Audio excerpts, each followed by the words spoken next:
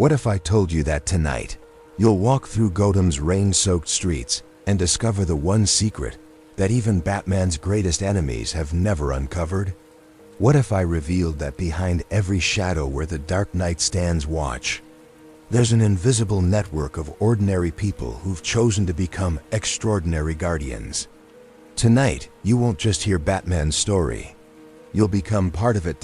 Hello, my fellow Night Guardians, it's Abby, and welcome to another evening where we explore the darker corners of heroism together. I know many of you come here after long, exhausting days, carrying your own battles, your own fears, your own moments where you've wondered if anyone is truly watching over you. Tonight, I want you to know that you're not alone in the darkness. In fact, the darkness itself might be exactly where you belong. Before you settle into your cape of blankets and let Gotham's shadows embrace you, take a moment to like this video and subscribe, but only if you find genuine solace in these shadowed tales. I never want you to feel obligated. I want you to choose to be here, just like the heroes we'll meet tonight chose their paths. And please, let me know in the comments which corner of Gotham you're listening from and what time the night watch begins in your part of the world. It's always fascinating to see our global community of Night Guardians gathering together. Now, I want you to dim those lights until only the faint glow of distant streetlights remains. Maybe open a window slightly so you can hear the real sounds of the night mixing with our story. If you have a fan, let it create that gentle white noise that sounds like wind through Gothic spires. Pull that blanket close around your shoulders, like a protective cowl, and let's descend into Gotham together. Tonight isn't just about Batman's story. This is about your role in the eternal fight between light and darkness. You'll step into a world where ordinary people make extraordinary choices every single day, where fear becomes the raw material for strength, and where the shadows themselves offer protection rather than threat. You'll feel the weight of real responsibility, the profound comfort of being watched over by someone who never sleeps, and the deep peace that comes from knowing that somewhere in the darkness, someone is always standing guard. 4 interconnected tales await you in Gotham's embrace. By the time dawn's first light touches the city's skyline, you'll understand not just what makes the Dark Knight who he is, but what makes any of us choose to stand against the darkness when it would be so much easier to simply close our eyes and pretend it doesn't exist. Listen closely and you'll hear them. The distant sirens echoing off wet pavement, carrying both distress and the promise of help coming. The whisper of wind through Gothic spires and gargoyles that watch over the city with stone eyes that never blink. The gentle patter of rain against the towering windows of Wayne Manor, where secrets older than most of us have been carefully guarded for generations. Do you remember that feeling of being afraid in the dark when you were young? That certainty that something dangerous was lurking just beyond what you could see. Tonight, you'll learn why shadows can be sanctuary. You'll discover that the very darkness that once frightened you might actually be where you're meant to make your stand. We'll begin in Wayne Manor itself, where you'll discover that getting hired as staff isn't always about your qualifications on paper. Sometimes it's about qualifications written in your heart, in your character, in your willingness to keep secrets that protect the innocent. From there, we'll walk the corridors of GCPD headquarters, where you'll learn that the thin blue line becomes even thinner when good cops choose to protect a vigilante who operates outside the law but never outside justice. Our journey will take us deep into Crime Alley, where you'll understand that some neighborhoods aren't broken because no one cares about them. They're protected because someone cares about them more than life itself. And finally, we'll descend into the deepest cave beneath Gotham, where you'll witness the exact moment when fear transformed into purpose, when a child's worst nightmare became a city's greatest hope. By the end of tonight's journey, you'll carry with you a secret that changes everything. You'll know that heroes aren't born with capes and cowls. They're ordinary people who make an extraordinary choice to stand between innocence and harm, even when no one will ever know their names or thank them for their sacrifice. So take a deep breath of Gotham's night air. Feel the weight of the city settling around you like a familiar embrace. In a few moments, you'll walk through gates that have protected secrets for generations, and your life as you know it will never be quite the same. Are you ready to become part of the legend?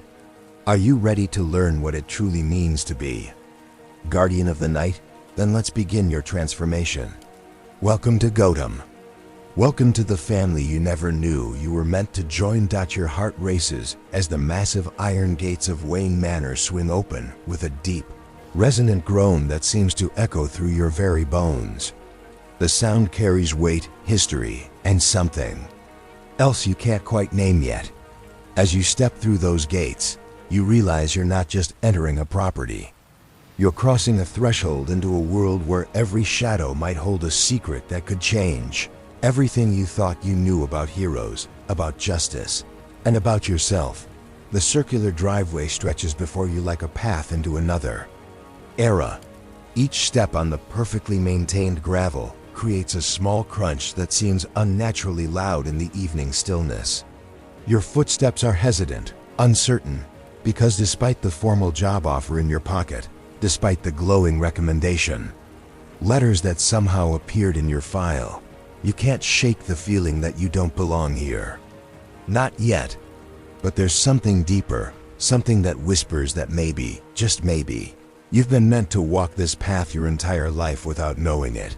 Wayne Manor rises before you like something from a Gothic fairy tale, all towering spires and ancient stone that seems to absorb light rather than reflect it. The windows are tall and narrow, dark rectangles that could be hiding anything or anyone.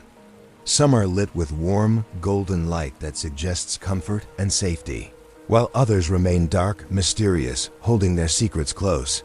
The building itself seems to watch you as you approach, not with malevolence, but with the patient attention of something that has been waiting. The architecture speaks of old money, older secrets, and oldest traditions. Gargoyles perch on corners and ledges, their stone faces worn smooth by decades of Gotham's harsh weather, but their eyes still seem alert, still seem to be scanning the grounds for threats. You count at least a dozen chimneys reaching toward the cloudy sky, suggesting a house with more rooms than any family could possibly need. Unless, of course, that family needed space for things other than living. As you walk closer to the massive front doors, you notice details that don't quite fit the image of a typical billionaire's estate. The security cameras are subtle but numerous, positioned at angles that suggest they're not just for show. The landscaping is beautiful but strategic, with clear sight lines and what look like carefully planned escape routes disguised as garden paths. The lighting isn't just decorative. It's designed to eliminate blind spots, to ensure that anyone approaching the house is clearly visible from multiple vantage points. The front doors themselves are works of art, heavy oak panels carved with the Wayne family crest. But as you get closer, you notice something else. The hinges are reinforced, the wood is thicker than it appears, and there's a subtle gleam of what might be steel beneath the decorative surface. These aren't just doors. They're barriers designed to keep the world out and the secrets in. Before you can knock, one of the doors swings open silently, as if someone has been watching your approach. The man who greets you is exactly what you expected and nothing like what you imagined. Alfred Pennyworth stands in the doorway, impeccably dressed in a dark suit that probably costs more than most people's cars. His silver hair perfectly styled, his posture straight and dignified, but it's his eyes that catch you off guard. They're kind, yes, but they're also sharp, intelligent, and they seem to see right through you to something you didn't know was there. "Good evening," Alfred says, his British accent carrying warmth and authority in equal measure. "You must be our new family member. We've been expecting you." Family member, not employee, not staff. Family member. The words send a little shiver down your spine because somehow, despite having never met this man before, despite having only received the job offer 3 days ago, you get the distinct impression that he knows more about you than should be possible. "Please come in," Alfred continues, stepping aside to allow you entry. Master Bruce is looking forward to meeting you, though I'm afraid his schedule is rather unconventional. You'll find that many things about life at Wayne Manor are unconventional. You step into the foyer, and the first thing that strikes you is the sheer scale of the space. The ceiling soars at least 3 stories above your head, supported by massive beams that look like they were carved from single trees. A grand staircase curves gracefully upward, its banister polished to a mirror shine. Oil paintings of Wayne family ancestors line the walls, their eyes seeming to follow you as you take in your surroundings. But it's not just the grandeur that makes you pause. It's the feeling that you're being welcome. Partly, Alfred agrees. But technology is only as good as the people who use it. Master Bruce has developed instincts over the years, an ability to read the city's mood, to sense when something is wrong before the computers can confirm it.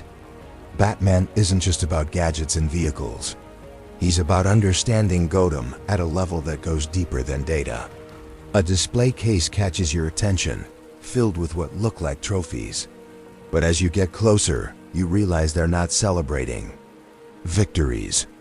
They're reminders of failures, of cases that got away, of people Batman couldn't save. A newspaper clipping about a family killed in a robbery. A photograph of a building that burned down while Batman was across town stopping a different crime. A child's toy recovered from a crime scene where he arrived too late. He keeps these, Alfred explains, noticing your attention, to remind himself why he can't stop, why he can't rest, why every night matters. The weight of it hits you like a physical blow. This isn't a game or an adventure. This is a man who carries the responsibility for an entire city's safety, who lives with the knowledge that every moment he's not out there, someone might be suffering that he could have prevented. How does he bear it? You ask. He doesn't bear it alone, Alfred says, and suddenly you understand why you're here. Batman needs a support network. People who can monitor communications while he's in the field. People who can research threats and analyze patterns. People who can maintain his equipment and prepare his vehicles. People who can be his eyes and ears when he can't be everywhere at once. And that's what you want me to do? I want you to help save lives, Alfred says simply. Master Bruce can't be everywhere. He can't stop every crime or prevent every tragedy. But with the right support, he can be more effective. He can save more people. He can make a bigger difference. You walk over to another section of the cave, where a collection of monitors shows news feeds from around the world. Stories of injustice, of corruption, of people who need someone to stand up for them. And you realize that Batman's mission just about Gotham. It's about proving that individuals can make a difference, that people don't have to accept injustice as inevitable. What happened to the last person who had this job? You ask. Alfred's expression grows sad. There have been several over the years. Some decided the responsibility was too great and returned to normal lives with their memories intact, but their involvement ended. Others found different ways to serve the mission. One young man decided to become a vigilante himself and now protects a different city. Another became a police detective and feeds us information from within the system. And some were hurt, Alfred admits. This isn't safe work. We take every precaution, but Batman's enemies don't hesitate to target anyone they perceive as part of his network. Master Bruce would never forgive himself if something happened to you because of your association with him. But you're asking me anyway. I'm asking you to make an informed choice. You've seen what Master Bruce is trying to do. You understand the scope of the mission and the resources available to support it. You know the risks and the rewards. The question is whether you're ready to be part of something that will define the rest of your life. You turn away from the monitors and look around the cave again, really seeing it this time. This isn't just a base of operations.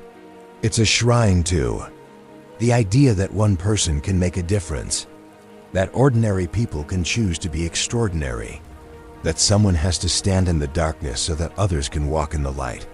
If I say yes, you ask, what happens next? Training, Alfred says immediately. Intensive training in communications, surveillance, computer systems, emergency medical care, defensive combat, and crisis management. You'll learn to monitor multiple data streams simultaneously, to coordinate with law enforcement when appropriate, and to maintain absolute secrecy even under extreme pressure. You'll become part of a network that spans the globe, connecting with other allies who support similar missions in their own cities. And if I say no, then you'll have a very comfortable job maintaining Wayne Manor, with generous compensation and excellent benefits. Master Bruce will ensure that your memories of this conversation and this place are adjusted for your own safety and ours. You'll have a good life, but you'll never know what you could have accomplished. The choice hangs in the air between you like a bridge you can either cross or turn away from. You think about the mugger 3 years ago, about the moment when you chose to put yourself between a stranger and harm. You think about all the times in your life when you felt like you were meant for something more, something important, something that mattered. I need to know something, you say finally. When Bruce Wayne recruited me, when he started watching me 3 years ago, did he know I would make this choice? Alfred considers the question carefully. Master Bruce has excellent instincts about people. He saw something in you that suggested you had the potential to be part of this mission. But he couldn't know for certain how you would respond to this. Knowledge. That's why this conversation is happening now, after you've had time to process what you've learned, after you've seen what we're really asking of you. And what do you think? Do you think I'm ready for this? Alfred's smile is warm and genuine. I think Master Bruce chose well. I think you've been preparing for this your entire life without knowing it. And I think Gotham will be safer with you. As part of our family. A sound echoes through the cave, a deep rumble that seems to come from the earth itself. Alfred immediately moves to one of the computer terminals, his fingers flying over the keyboard. Master Bruce is returning, he says, and you can hear both relief and concern in his voice. He's coming in through the underground entrance. Is he hurt? I don't know yet. But he's earlier than expected, which usually means something went wrong. A section of the cave wall slides open, revealing another hidden entrance. The sound of a powerful engine grows louder, and then a vehicle emerges from the tunnel that takes your breath away. The Batmobile is even more impressive in person than in the blurry photographs you've seen in newspapers. It's sleek and powerful, and somehow alive-looking, like a predator returning to its lair. The vehicle's canopy opens with a soft hiss, and Batman emerges. Even knowing it's Bruce Wayne under the cowl, the sight of him is intimidating. The cape flows around him like living shadow, and the armor looks both elegant and functional. But it's his posture that tells the real story. He's moving carefully, favoring his left side, and there's a grimness to his body language that suggests the night didn't go as planned. Alfred, Batman says, his voice altered by the cowl's electronics, but still recognizably human underneath. We have a problem, sir. Someone's been asking questions about Wayne Manor, about security, about staff, about anyone who might have access to sensitive information. Batman's cowled head turns toward you, and even though you can't see his eyes, you feel the weight of his attention. They're specifically asking about new employees. Your blood runs cold. Someone knows you're here. Someone is interested in you specifically. How much do they know? Alfred asks, moving to a medical station and pulling out supplies. Not everything, but enough to be dangerous. Batman allows Alfred to help him remove parts of his armor, revealing bruises and cuts that suggest he's had a very difficult night. They know our new family member exists. They know the hiring was unusual. They're trying to determine if there's a connection between Wayne Manor and Batman. Who? Alfred asks, beginning to clean a cut on Bruce's shoulder. That's the problem, Batman replies, wincing as Alfred applies antiseptic. I don't know yet. but they're professional, well-funded, and they're not giving up. You realize both men are looking at you now, and the weight of their attention is almost overwhelming. This is it, the moment when theory becomes reality, when you discover whether you're really ready to be part of this world. What do you need me to do? You hear yourself ask, and you're surprised by how steady your voice sounds. Batman's cowled head tilts slightly, as if he's seeing you for the first time. Alfred's told you everything? Everything necessary for an informed decision, Alfred confirms. And your decision? You look around the cave one more time, at the technology and the vehicles and the evidence of years of dedication to justice. You think about the people of Gotham sleeping peacefully above, unaware that their safety depends on the choices made by people like Bruce Wayne and Alfred Pennyworth. And you think about the person you could become if you choose to step into the shadows and stand with them.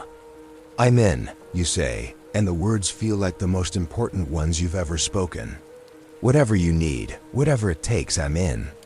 Batman nods once, a gesture that somehow conveys both approval and welcome. Then welcome to the family, he says, pulling back his cowl to reveal Bruce Wayne's face. There's gratitude in his eyes and something else. Relief, maybe, that he's not carrying this burden alone anymore. Your real training starts tomorrow night, he continues. But right now, we need to figure out who's hunting you and why. Because if they've connected you to this place, they're closer to discovering Batman's identity than anyone has ever been. And if they succeed, Bruce Wayne's expression grows grim. Then everything we've built here ends, and Gotham loses its protector just when it needs him most. The weight of responsibility settles on your shoulders like a familiar cloak. This is what you've been waiting for your entire life without knowing it. This is where you belong. But first, you have to survive long enough to prove yourself worthy of the trust they're placing in you. The moment of truth arrives, and with it, the terrifying realization that you can never go back to who you were before this night. The knowledge sits in your chest like a living ember, transforming everything you thought you understood about courage, about sacrifice, and about the price of choosing to stand between innocence and harm. Bruce Wayne sits across from you in the medical area of the Batcave, no longer the mysterious billionaire from newspaper society pages, no longer the enigmatic Batman from shadowy news footage. He's just a man tired and wounded, who has chosen to carry the weight of an entire city's safety on his shoulders. The cowl rests on the medical table beside him, empty now, but somehow still radiating an authority that makes your heart race. Before we go any further, Bruce says, his voice carrying the exhaustion of someone who has been fighting a war for over a decade, you need to understand exactly what you're agreeing to. Alfred has shown you the cave, explained the basics of the mission, but there are deeper truths you need to know before you make your final decision. Alfred moves around the medical station with practiced efficiency, cleaning and bandaging wounds that speak of a night filled with violence and danger. But his attention never wavers from the conversation, and you realize that this moment is as crucial for him as it is for you and Bruce. The family that protects Batman is small and precious, and adding a new member isn't a decision any of them take lightly. The person asking questions about you, Bruce continues, wincing as Alfred applies pressure to a particularly deep cut, isn't just curious. They're part of a larger network that's been trying to expose my identity for months. We think they're connected to organized crime, possibly international, with resources that rival our own. Which means, Alfred adds without looking up from his medical work, that your association with Wayne Manor has put you in immediate danger. Even if you choose to walk away from this conversation, even if we ensure your memories of tonight are suppressed, they may still consider you a threat. The implications crash over you like cold water. There's no going back now, no returning to the simple life you lived just 24 hours ago. Whether you choose to join Batman's mission or not, you're already part of this war simply by virtue of walking through Wayne Manor's gates. Tell me about them, you say, surprised by how steady your voice sounds. Tell me about the people who want to destroy what you've built here. Bruce's expression grows darker, shadows seeming to deepen around his eyes even without the cowl. There are criminal organizations that see Batman as an existential threat to their operations. Over the years, I've disrupted human trafficking. Rings, drug cartels, weapons dealers, corrupt politicians, and worse. Each victory makes new enemies, and some of those enemies have resources that most people can't imagine. He stands, moving to one of the computer terminals with the careful precision of someone managing pain.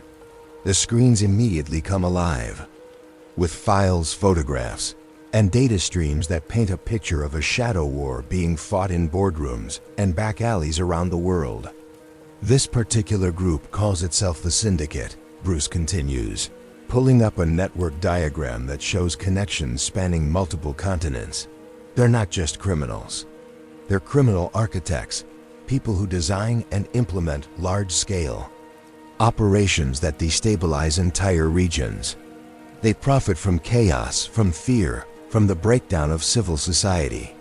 And they see Batman as an obstacle to that chaos, Alfred adds, finishing his medical work and moving to stand beside you. Master Bruce represents the idea that individuals can make a difference, that corruption can be fought, that justice can prevail. That's a very dangerous idea for people whose power depends on others feeling helpless. You study the network diagram, trying to understand the scope of what Bruce has been fighting. Names, faces, corporations, government officials, all connected by lines that represent money, influence, and shared criminal enterprise. It's vast and complex and terrifying in its implications. How do you fight something this big? You ask. Carefully, Bruce replies. One operation at a time, one criminal at a time, one victory at a time. But also systematically, with long-term planning and coordination with allies around the world. Batman isn't just one man in one city anymore.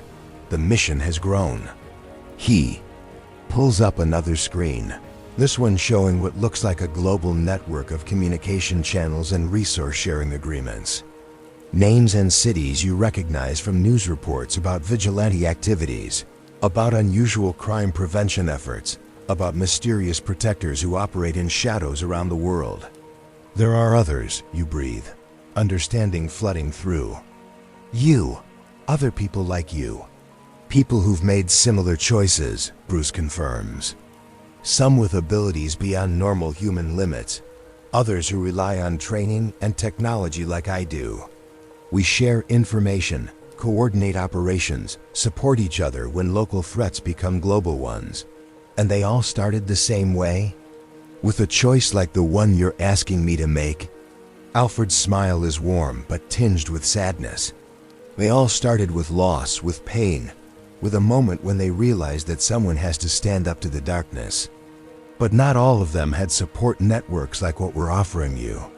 Many of them fight alone, which makes them more vulnerable and less effective. Bruce turns away from the computer, his attention fully focused on you now. What I'm asking you to become isn't just a support role. You won't be staying safely in the cave while I go out and face danger. You'll be part of active operations, exposed to the same risks I face, targeted by the same enemies who want to destroy everything we've built. But you'll also have support, Alfred adds. Training, equipment, backup, and most importantly, a family that will never abandon you. Master Bruce doesn't work with partners who aren't fully committed, but he also doesn't abandon people who prove themselves worthy of trust. You walk over to the display case you noticed earlier, the one filled with reminders of Batman's failures. The newspaper clippings, the photographs, the child's toy recovered from a crime scene where he arrived too late. But now you notice something else among those grim reminders. Letters, thank you notes, photographs of families who are alive because Batman was there when they needed him. You keep the victories too, you observe. The failures motivate me, Bruce says, moving to stand beside you. But the victories remind me why the work matters. Every life saved, every family protected, every criminal stopped before they can hurt someone else. That's what makes the sacrifice worthwhile. What sacrifice? Bruce is quiet for a long moment, and when he speaks, his voice carries the weight of years of isolation and loss. Normal relationships become impossible when your life is dedicated to a mission like this. Friends become potential security risks. Romantic relationships become vulnerabilities that enemies can exploit. Family traditions and social obligations become complications that interfere with the work. Master Bruce has given up any possibility of a conventional life, Alfred adds gently. Holidays, vacations, lazy weekends, simple pleasures that most people take for granted. Everything is secondary to the mission. But, Bruce continues, you gain something else. Purpose. The knowledge that your life matters, that your choices have consequences beyond yourself, that you're part of something larger and more important than personal happiness. You think about your own life before yesterday, about the routine job and the small apartment and the constant feeling that you were meant for something more meaningful. You think about the emptiness that no amount of conventional success or comfort ever seemed to fill. The people asking questions about me, you say. How immediate is that threat? Bruce's expression grows grim. They made contact with someone at Wayne Enterprises yesterday. Asked about new security protocols, about changes in personnel, about anything unusual in the past few months. We have people in place who deflected the questions, but they're not giving up, which means, Alfred says, that your training needs to begin immediately. If you're going to be part of this family, you need to be able to protect yourself and others from threats that most people can't imagine. Bruce moves to another section of the cave, one you hadn't fully explored earlier. The training area is more extensive than you realized, with equipment for everything from basic fitness to advanced combat simulation. But it's not just physical training equipment. There are computer terminals for technical education, language learning systems, psychology and criminology reference materials. The first phase is intensive, Bruce explains. 6 weeks of 12-hour days covering everything from basic self-defense to advanced surveillance techniques, communications protocols, emergency medical care, weapons training, escape and evasion, criminal psychology, and most importantly, learning to think like someone whose life depends on making the right decision under pressure. The second phase is practical application, Alfred adds. Working alongside Master Bruce on actual operations, starting with lower risk surveillance and intelligence gathering, gradually increasing responsibility as you prove yourself capable. And the third phase, independent operations, Bruce says. Missions where you're the primary agent, with backup, but making your own tactical decisions. By that point, you'll be a full partner in the mission, not just support staff. The scope of what they're offering overwhelms you. This isn't just a job or even a calling. It's a complete transformation, a fundamental change in who you are and how you relate to the world. I need to ask you something, you say, turning to face both men. Why me, really? Not the story about the mugger 3 years ago, not the psychological profile, not the background check. Why me specifically? Bruce and Alfred exchange a look, one of those wordless communications that speaks of years of partnership and absolute trust. Because, Bruce says finally, you remind me of myself at the moment I decided to become Batman. Not the pain or the anger, but the certainty that someone has to stand up, that injustice can't be allowed to go unchallenged, that ordinary people have the power to choose extraordinary courage. And because, Alfred adds, you have something that Master Bruce sometimes lacks: hope, optimism, the belief that people are fundamentally good and worth protecting. Master Bruce fights because he has to. You would fight because you want to. That's a powerful combination. A soft alarm chimes from one of the computer terminals, and Bruce immediately moves to investigate. The screens fill with data streams, police communications, and what looks like real-time surveillance footage from various points around Gotham. What is it? Alfred asks, moving to a secondary terminal. 3 armed robberies in the past hour. Bruce replies, his voice already shifting into Batman's focused intensity. Same crew, escalating violence, and they're moving toward the financial district. GCPD is spread thin tonight, and these guys are going to kill someone if they're not. Stopped. You watch as Bruce transforms before your eyes, the exhausted man disappearing as Batman emerges. Alfred moves with practiced efficiency, preparing equipment and updating vehicle systems for immediate deployment. This is what you've committed to joining. Not the theoretical discussion of justice and sacrifice, but the immediate reality of people in danger who need someone to stand between them and harm. I'm going with you, you say, the words coming out before you consciously decide to speak them. Both men freeze, turning to look at you with expressions of surprise and concern. Absolutely not, Bruce says immediately. You have no training, no equipment, no experience with active operations. You'd be a liability, not an asset. But I need to see it, you insist. I need to understand what I'm really agreeing to. Not the theory, not the preparation, but the actual work. The moment when someone's life depends on the choices you make. Alfred looks thoughtful. Master Bruce, perhaps observation from a secure distance might be valuable. The communications center in the mobile unit would allow for real-time learning without direct exposure to danger. Bruce considers this, his expression cycling through protective concern and tactical calculation. The Batboat has a secure observation deck, he says finally. You could monitor communications, observe operations protocol, and begin to understand real-world applications of what we do here. But, Alfred adds firmly, you follow orders absolutely. If Master Bruce or I tell you to do something, you do it immediately without question. Your safety and ours depends on absolute adherence to operational protocols. Understood, you say, though your heart is racing with a combination of terror and excitement. 20 minutes later, you're in a vehicle that shouldn't exist, racing through tunnels beneath Gotham that you never knew were there. Bruce is fully transformed into Batman now, every movement precise and purposeful. Alfred monitors multiple communication channels while providing tactical updates and coordinating with the few police officers they trust completely. You're wearing a basic tactical suit that Alfred produced from somewhere in the cave's equipment. Storage, along with a communication headset that connects you to Batman and Alfred's operational network. It's basic protection, but it makes you feel like you're actually part of the team rather than just an observer. Target acquired.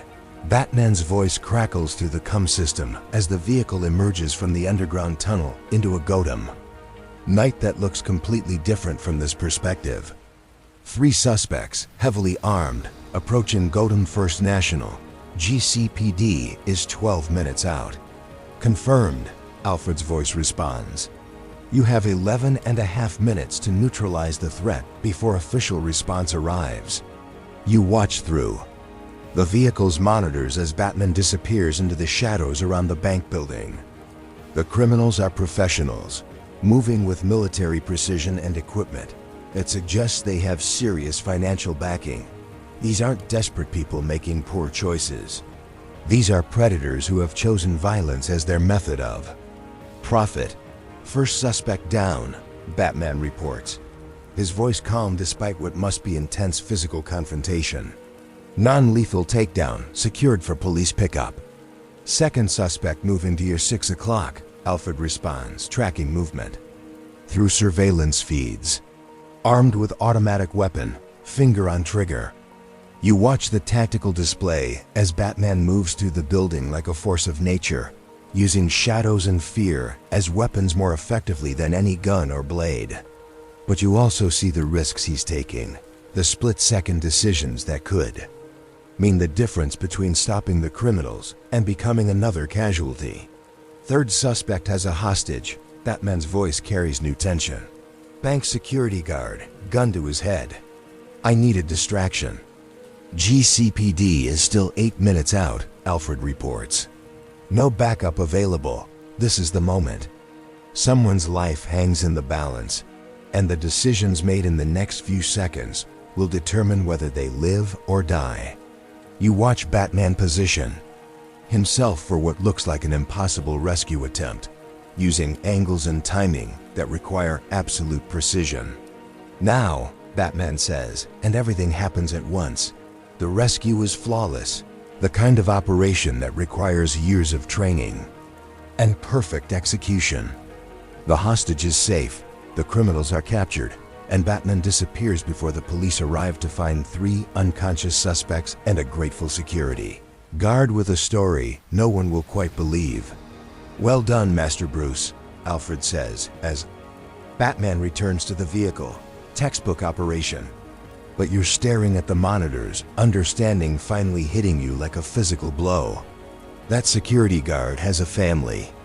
Children who will see their father come home tonight because Batman chose to risk his own life for a stranger. The criminals they captured won't hurt anyone else, won't destroy other families, won't spread fear through the community. This is what we do, Bruce says, pulling back his cowl as the vehicle returns to the cave. Every night, somewhere in Gotham, someone needs help. Sometimes it's stopping major crimes like tonight. Sometimes it's preventing domestic violence, stopping drunk drivers, or just being visible enough to make criminals think twice. And sometimes, Alfred adds, it's intelligence gathering, long-term investigation, or coordination with other agencies. The work varies, but the commitment is constant. As the vehicle settles into its berth in the Batcave, you realize that your choice was actually made the moment you saw that hostage situation resolve. This isn't about adventure or excitement or proving yourself. This is about the simple fact that there are people in the world who need help, and you have the opportunity to be someone who can provide that help. I'm ready, you say, and this time the words carry absolute certainty. Whatever training you think I need, whatever risks are involved, whatever sacrifice is required, I'm ready to be part of this family. Bruce Wayne's smile is tired but genuine. Welcome home, he says. Your real life starts tomorrow night. And as the 3 of you stand in the Batcave, surrounded by the tools and technology of justice, you realize that you've finally found the purpose you've been searching for your entire life. You're not just joining Batman's mission. You're becoming who you were always meant to be. The person you see in the mirror tomorrow morning will look the same as always, but everything else will be different. You'll be someone who stands in the shadows so others can walk in the light. Someone who chooses to matter. Someone who protects the protectors so they can protect everyone else. 3 months after joining Batman's inner circle, you're working undercover at GCPD, where you'll learn that the thin blue line is even thinner when it comes to protecting Gotham's dark protector. The fluorescent lights buzz overhead like electronic insects, casting their harsh glare over stacks of case files that seem to reproduce overnight. Your new identity as Detective Morgan Kane feels both foreign and familiar, crafted with the precision that comes from years of Bruce Wayne's experience in maintaining dual lives. The coffee in your mug has gone bitter hours ago, but you keep sipping it anyway because the caffeine is the only thing keeping you alert through your 4th consecutive night shift. Police radio chatter creates a constant background tension, a stream of human misery and criminal activity that never quite stops. The bullpen smells of old cigarettes, newer desperation, and the peculiar staleness that seems to permeate every government. Building after midnight. Your cover story is solid because it's mostly true. You're a former private security specialist who decided to transition into law enforcement, with exemplary recommendations from previous employers who definitely exist if anyone cares to check. What those recommendations don't mention is that your previous employer was Batman, and your training included everything from advanced surveillance techniques to emergency trauma medicine. The other detectives on the night shift have accepted. you with the weary camaraderie of people who work thankless jobs for insufficient pay. Detective Sarah Chun shares her terrible coffee and her cynical observations about the justice system. Detective Marcus Rodriguez teaches you which donuts are worth the calories and which criminals are worth the paperwork. Detective William Hayes warns you about the politics that can make or break a career in GCPD. And Detective Janet Morrison shares photos of her grandchildren while explaining which judges can be trusted to actually read case files, but it's your partner, Detective Ray Palmer, who makes the assignment both more complicated and more interesting than Alfred's briefings prepared you for.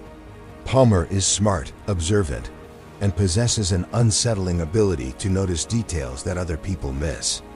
He's also expressed opinions about Batman that range from grudging respect to active curiosity, which makes him either a potential ally or a significant threat to your mission. You know what I find interesting about the Batman cases? Palmer says, settling into his desk chair with a cup of coffee that smells significantly better than what's available in the break room. The patterns. You look up from the burglary report you've been typing, careful to appear only casually interested. What kind of patterns? Response times, geographic distribution, the types of crimes he chooses to intervene in versus the ones he ignores. Palmer pulls up a digital map on his computer screen, one covered with colored pins that represent different types of incidents. Look at this. The map shows 3 months of Batman sightings throughout Gotham, color-coded by crime. Type and cross-referenced with police response times. It's exactly the kind of analysis that makes you nervous, because it's exactly the kind of analysis that could reveal operational patterns Bruce works very hard to keep hidden. He's not random, Palmer continues, zooming in on specific neighborhoods. He's systematic, almost like he has advanced intelligence about criminal activities, or like he's coordinating with someone who has access to police communications. Your blood runs cold, but you force yourself to maintain an expression of mild professional interest. You think he has someone inside GCPD? I think he has multiple someones inside multiple agencies, Palmer replies, pulling up another screen. That shows correlation data between Batman appearances and various municipal services. Fire department response times improve in areas where Batman is active. EMT services report shorter travel times to crime scenes in his patrol areas. Even social services sees improvement in family crisis interventions. The scope of Palmer's analysis is both impressive and terrifying. He's mapped what amounts to the entire support network that makes Batman effective, without realizing that's what he's done. That's pretty thorough research, you say carefully. Is this for a case or just personal curiosity? Palmer's expression shifts, becoming more guarded. Let's just say there are people interested in understanding how Batman operates. People who think that kind of understanding might be useful. The phrasing sends warning signals through your nervous system. People interested in understanding Batman's operations could be allies looking to help, or enemies looking for vulnerabilities to exploit. Your training kicks in, and you begin cataloging details that might help identify which category Palmer represents. What kind of people? You ask, leaning back in your chair to project casual interest rather than intense concern. The kind who ask questions about new hires, Palmer says, his eyes never leaving the computer screen. The kind who want to know if anyone's been asking unusual questions about evidence, about case files, about officer schedules and patrol routes. Your heart starts beating faster, but years of training under Alfred's guidance help you maintain. Outward calm sounds like internal affairs. They always get suspicious when someone new shows up. Maybe, Palmer agrees, but his tone suggests he doesn't believe it's that simple. Or maybe it's someone else entirely. Someone who understands that the best way to learn about Batman is to learn about the people who might be helping him.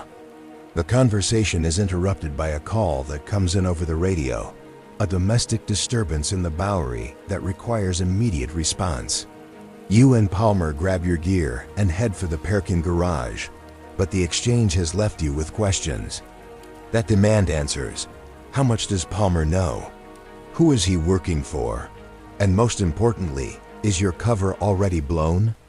The patrol car smells like disinfectant and nervous sweat from the previous shift, and Palmer drives with the kind of aggressive competence that comes from years of navigating Gotham's streets during the most dangerous hours. But as you respond to the call, you notice that he takes a route that passes directly by 3 locations where Batman has been spotted in the past week. You know these streets pretty well, you observe. I study them, Palmer replies. Part of understanding crime patterns is understanding geography.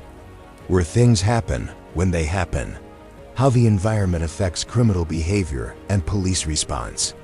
It's a reasonable explanation, but it doesn't explain why he slows down slightly as you pass each of the Batman sighting locations, or why he seems to be noting the sight lines and escape routes that would be available to someone operating outside official channels. The domestic disturbance turns out to be a false alarm. A neighbor who called in concerns about shouting that turned out to be someone watching action movies at excessive volume. But as you and Palmer return to the patrol car, you notice something that makes your blood freeze. There's a small device attached to the underside of the vehicle, something that definitely wasn't there when you started the shift. Palmer, you say carefully, when did you last check the vehicle for tracking devices? He freezes his hand halfway to the door handle. Why would you ask that? Because there's one attached to the undercarriage right now. Palmer immediately drops to his knees, pulling out a flashlight to examine the device. His reaction tells you everything you need to know. Either he's genuinely surprised, which means someone else is tracking you, or he's an excellent actor who's been expecting this discovery. GPS tracker, he confirms, carefully removing the device without damaging it. Professional grade, probably active for less than an hour based on the mounting adhesive. Who would want to track a police patrol? Palmer's expression is grim as he examines the device more closely.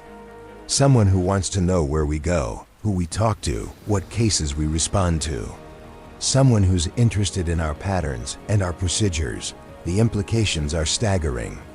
If someone is tracking police vehicles, they could be monitoring response times, identifying which officers respond to which types of calls, even determining which cops might be sympathetic to vigilante activities. We need to report this, you say, but Palmer shakes his head. Not yet. First, we need to figure out who's responsible and what they're trying to accomplish. If we report it through normal channels, we might be alerting the very people who planted it. It's a reasonable point, but it also suggests that Palmer doesn't trust the normal chains of command within GCPD, which could mean he's part of the conspiracy against Batman, or it could mean he's one of the honest cops who understands that corruption exists within the department. You spend the rest of the shift responding to routine calls while both of you process the implications of the tracking device. Palmer is more cautious than usual, taking routes that avoid certain areas of the city, and checking the vehicle more frequently than standard protocol requires. But he's also watching you more carefully, as if he's trying to determine whether you can be trusted with information that goes beyond normal police work. It's not until you're back at headquarters, filing reports in the early morning hours when the day shift is beginning to arrive, that Palmer makes his decision about how much to reveal. Kane, he says quietly, approaching your desk while most of the other detectives are focused on their own paperwork. There's something you should know about the tracking device. What's that? It's not the first one we found. Vehicles assigned to certain officers have been targeted repeatedly over the past few months. Always the same type of device, always placed with professional precision, always removed before anyone in authority notices. Which officers? Palmer's expression grows even more serious. Officers who've had positive interactions with Batman. Officers who've expressed support for his activities. Officers who've been assigned to cases where Batman's intervention led to successful prosecutions. The pattern is clear and terrifying. Someone is systematically monitoring cops who might be sympathetic to Batman, learning their routines, their contacts, their vulnerabilities. Who else knows about this? You ask. A small group of us who've been comparing notes informally. We think there's a coordinated effort to identify and compromise Batman's support network within law enforcement. And you're telling me because? Palmer hesitates, as if he's still not entirely sure about trusting you. Because your background check was unusually thorough for a lateral transfer. Because you asked the right questions and noticed the right details. And because whoever planted that tracker specifically targeted a vehicle assigned to you on your first week working nights. The implications hit you like a physical blow. Your cover identity has been compromised, or at least suspected, within days of beginning the assignment. The people hunting Batman's network are more sophisticated and better informed than anyone realized. What do you want me to do? You ask. Help us figure out who's behind this, Palmer says. Help us protect the officers who are trying to do the right thing. And help us make sure that Batman doesn't lose the allies he needs within GCPD. The words hang in the air between you like a bridge you can either cross or turn away from. Palmer is offering you exactly what you came here to find, a network of honest cops who support Batman's mission. But he's also revealing that the mission is more dangerous than anyone anticipated. I'm in, you say, and Palmer's expression shifts. From wariness to relief. Good, because there's a meeting tomorrow night. Unofficial, off the books. Just a few officers who've been comparing notes about unusual surveillance and interference with Batman-related cases. You'll learn things that aren't in any official reports. As you prepare to leave headquarters for what should be a few hours of sleep before your next shift, your secure phone buzzes with a message from Alfred. Situation developing. Package. Delivered to Wayne Manor, addressed to you personally. No return address. Immediate consultation required. Your heart sinks as you realize that the tracking device was just the beginning. Whoever is hunting Batman's network has escalated from surveillance to direct contact. They know who you are, where you work, and where you live, but they've also made a crucial mistake. By revealing themselves, they've given Bruce Wayne and his allies the opportunity to turn the hunt around. As you drive through Gotham's early morning streets toward Wayne Manor, you realize that your training period is officially over. Whether you're ready or not, you're about to face the kind of threat that makes all the preparation and all the theoretical discussion suddenly, urgently real. The package waiting for you at Wayne Manor could contain anything from a simple threat to a sophisticated weapon designed to eliminate Batman's newest ally. But whatever it contains, it represents a line crossed, a challenge issued, and an opportunity to prove that you belong in the shadows where Gotham's real protectors do their work. Your phone buzzes again with another message from Alfred. Master Bruce requests immediate strategic consultation. The hunt has become mutual. And suddenly you understand that the most dangerous part of joining Batman's family isn't the physical risks or the emotional sacrifices. It's the moment when you stop being the hunter and realize you've become the prey. But you also understand something else. You're not prey that will run and hide. You're prey that will turn around and bite back, because that's what family does for each other in the shadows of Gotham. The realization hits like a punch to the gut as you stare at the package, sitting on Alfred's silver tray in Wayne Manor's library. Some of the people sworn to protect Gotham are willing to destroy its greatest protector for the right price, and the evidence is literally in your hands. The package is small, elegant, and terrifying in its implications. Your name is written on expensive stationery in handwriting that suggests education and refinement. But the contents make your blood run cold. Inside the package are photographs, professional quality surveillance images that show you entering Wayne Manor 3 months ago, walking through the Batcave, sitting in the passenger seat of the Batmobile during your first operational observation. But these aren't the kinds of blurry, distant shots that tabloid photographers might capture.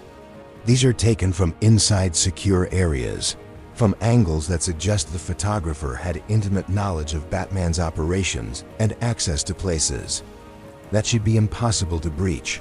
Worse than the photographs themselves are the handwritten notes attached to each one.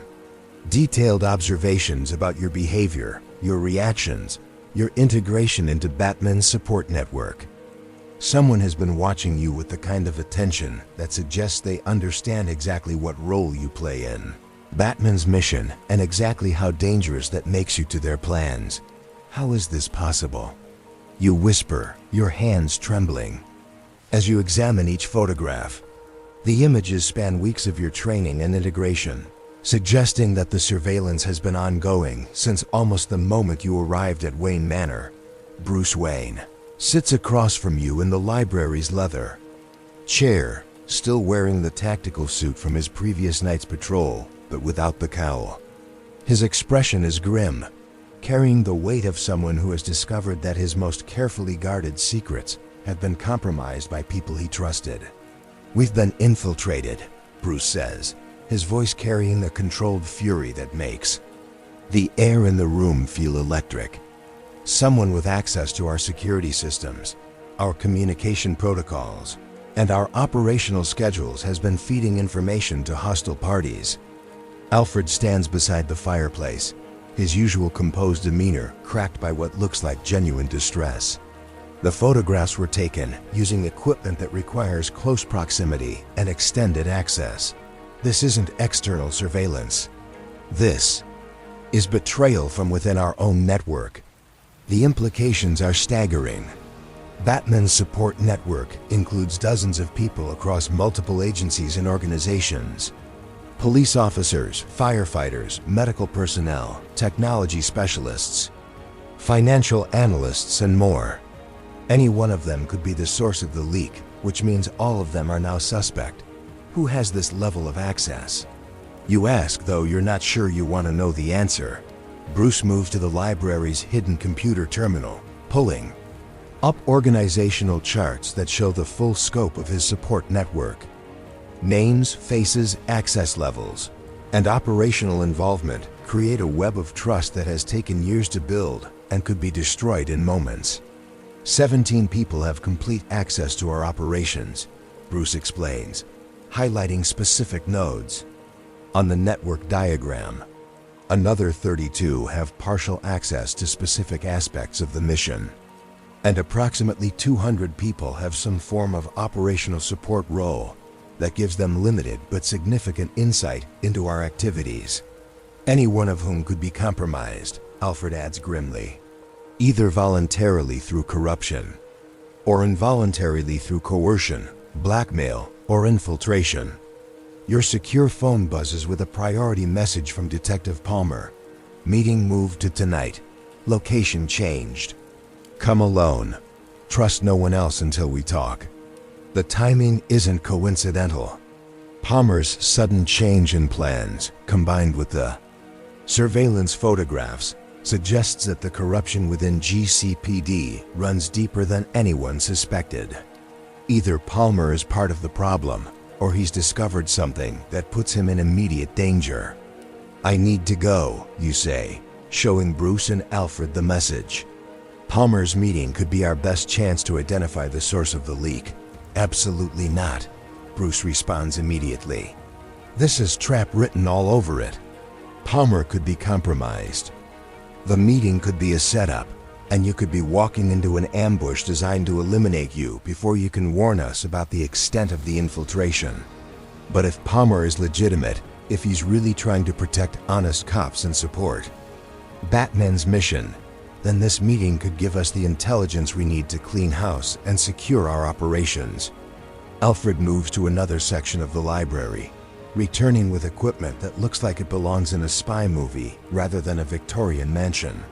Tracking devices, communication gear, emergency extraction protocols, and most importantly, equipment that will allow us to monitor your vital signs and location in real time. If you're going to walk into a potential trap, Bruce says, his expression shifting from protective concern to tactical calculation. Then we're going to make sure you have every possible advantage and every available backup plan. The next few hours are spent in intensive preparation that makes your original training look casual by comparison.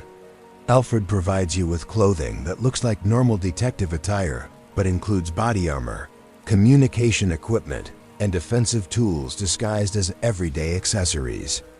Bruce reviews tactical protocols for everything from surveillance, detection to combat escape techniques, but it's the psychological preparation that proves most challenging. Bruce forces you to consider scenarios where Palmer and other cops you've grown to trust are actually working for the enemy, where the meeting is designed to capture or eliminate you, where everyone you've relied on for support turns out to be compromised. The hardest part of this work, Bruce explains as you practice communication protocols, isn't the physical danger or the technical challenges. It's learning to maintain operational effectiveness when you can't trust anyone completely, when every ally could be a potential threat, when paranoia becomes a survival skill rather than a psychological disorder. How do you live like that? You ask. How do you build relationships with people when you always have to consider the possibility that they might betray you? Bruce's expression grows distant, as if he's remembering painful lessons learned over years of dangerous work. You don't build relationships the way normal people do. You build operational partnerships based on shared objectives and mutual benefit rather than emotional connection. It's one of the sacrifices that comes with this life. Alfred's voice carries gentle disagreement. Master Bruce is perhaps overly cautious in that regard. There are people who've proven their loyalty beyond any reasonable doubt. People who've chosen to risk everything for the mission, even when they could have chosen safety and profit instead. And there are people who seem trustworthy right up until the moment they put a knife in your back, Bruce counters. The only way to survive long enough to make a real difference is to trust carefully and verify constantly. As evening approaches and the time for Palmer's meeting draws near, you find yourself caught between Bruce's paranoid caution and your own instinct that Palmer might be exactly what he appears to be, an honest cop trying to protect both his colleagues and the city they serve. The meeting location is a 24-hour diner in a part of Gotham that's neither particularly safe nor particularly dangerous. The kind of place where people can sit in corner booths and have quiet conversations without attracting attention. You arrive 15 minutes early, using techniques Alfred taught you to check for surveillance and identify potential threats. Palmer is already there, sitting in a booth with clear sight lines to all entrances and exits, but he's not alone. 3 other people sit with him, 2 men and 1 woman, all of whom look like police officers even in civilian clothes. Their positioning suggests they're taking security seriously, which could mean they're being careful or it could mean they're prepared for confrontation. "Kane," Palmer says as you approach the table, his expression carrying relief mixed with apprehension. "Thanks for coming. I wasn't sure you would after what happened with the tracking device." "I wasn't sure I should," you reply, settling into the booth while maintaining awareness of everyone in the diner. "But if there's really a network of honest cops being targeted, then we need to work together to protect ourselves and our mission." The woman across from you extends her hand. "Detective Lisa Santos, Internal Affairs. I've been investigating irregularities in Batman-related cases for the past 6 months." Internal Affairs. The phrase sends a chill down your spine because IA could be either the solution to the corruption problem or the source of it, depending on who's giving the orders and what their real objectives are. "What kind of irregularities?" you ask. "Evidence that disappears before trial. Witnesses who change their stories or refuse to testify. Case files that get misfiled or lost entirely. Defense attorneys who seem to know details about police procedures that should be confidential." Santos pulls out a tablet, showing you data that paints a picture of systematic interference with the justice system. Someone is sabotaging prosecutions, of criminals that Batman helps capture, one of the men adds. Detective Mike Chun, Organized Crime Task Force. I've been tracking patterns that suggest coordination between criminal defense teams and someone inside law enforcement. The fourth person introduces himself as Detective Tom Rodriguez from the Gang Violence Unit. We think the corruption goes higher than individual officers. Someone with administrative access is coordinating efforts to undermine Batman's effectiveness, while making it look like normal legal system failures. Palmer leans forward, his voice dropping to barely above a whisper. We've identified at least 12 officers who've received unusual payments through offshore accounts. Another 8 who've been transferred to different departments or assignments immediately after expressing support for Batman's activities, and 3 who've been killed in what were officially classified as random crimes, but which show patterns consistent with professional assassination. The scope of the conspiracy is breathtaking. This isn't just a few corrupt cops taking bribes. This is a systematic effort to neutralize Batman's support network within law enforcement and undermine his ability to protect Gotham. Who's behind it, you ask? That's what we're trying to figure out, Santos replies. The money trails lead through shell companies and foreign banks. The coordination suggests someone with significant resources and detailed knowledge of how law enforcement operates. And the timing suggests they're preparing for something big. Something that requires Batman to be isolated and without allies when it happens. Detective Chun pulls up another screen on the tablet, showing financial records that make your blood run cold. The payments to corrupted officers have increased dramatically in the past month. Whatever they're planning, it's happening soon. And there's something else, Rodriguez adds, his expression even more grim than the others. We think they know about this meeting. We think they know about all of us. The words hang in the air like a death sentence. If the conspiracy knows about honest cops who are trying to protect Batman, then everyone at this table is in immediate danger. What makes you think that? You ask, though you're not sure you want to know the answer. Palmer's response confirms your worst fears. Because 2 of the officers we were planning to include in tonight's meeting are dead. Killed in what looked like random crimes, but which happened within hours of us reaching out to them. The paranoia that Bruce tried to prepare you for suddenly feels like rational caution rather than excessive worry. The people you're sitting with could be exactly what they appear to be. Honest cops trying to protect their city and their colleagues. Or they could be sophisticated enemies who've lured you into a trap using exactly the kind of information that would convince you to trust them. Your secure communication device buzzes with a priority alert from Alfred. Multiple vehicles converging. On your location. Recommend immediate extraction. Through the diner's windows, you can see unmarked cars positioning themselves at strategic points around the building. Not the obvious surveillance that criminals might use, but the professional positioning that suggests law enforcement or military training. We need to leave, you say, standing from the booth while trying not to appear panicked. Now, but Palmer's hand closes around your wrist with surprising strength. Actually, I think we need to stay and have a different conversation. About Wayne Manor, about your real job responsibilities, and about what you've learned during your time with Batman. The transformation in Palmer's demeanor is instant and chilling. The concerned colleague disappears, replaced by someone whose eyes carry the cold calculation of a predator who's finally cornered their prey. Santos, Chun, and Rodriguez move to block the exits while Palmer maintains his grip on your wrist. Their positioning is too coordinated to be spontaneous, suggesting they've rehearsed this scenario multiple times. You see, Palmer continues, his voice now carrying an entirely different tone. We really are investigating corruption within GCPD, but we're not trying to stop it. We're trying to coordinate it.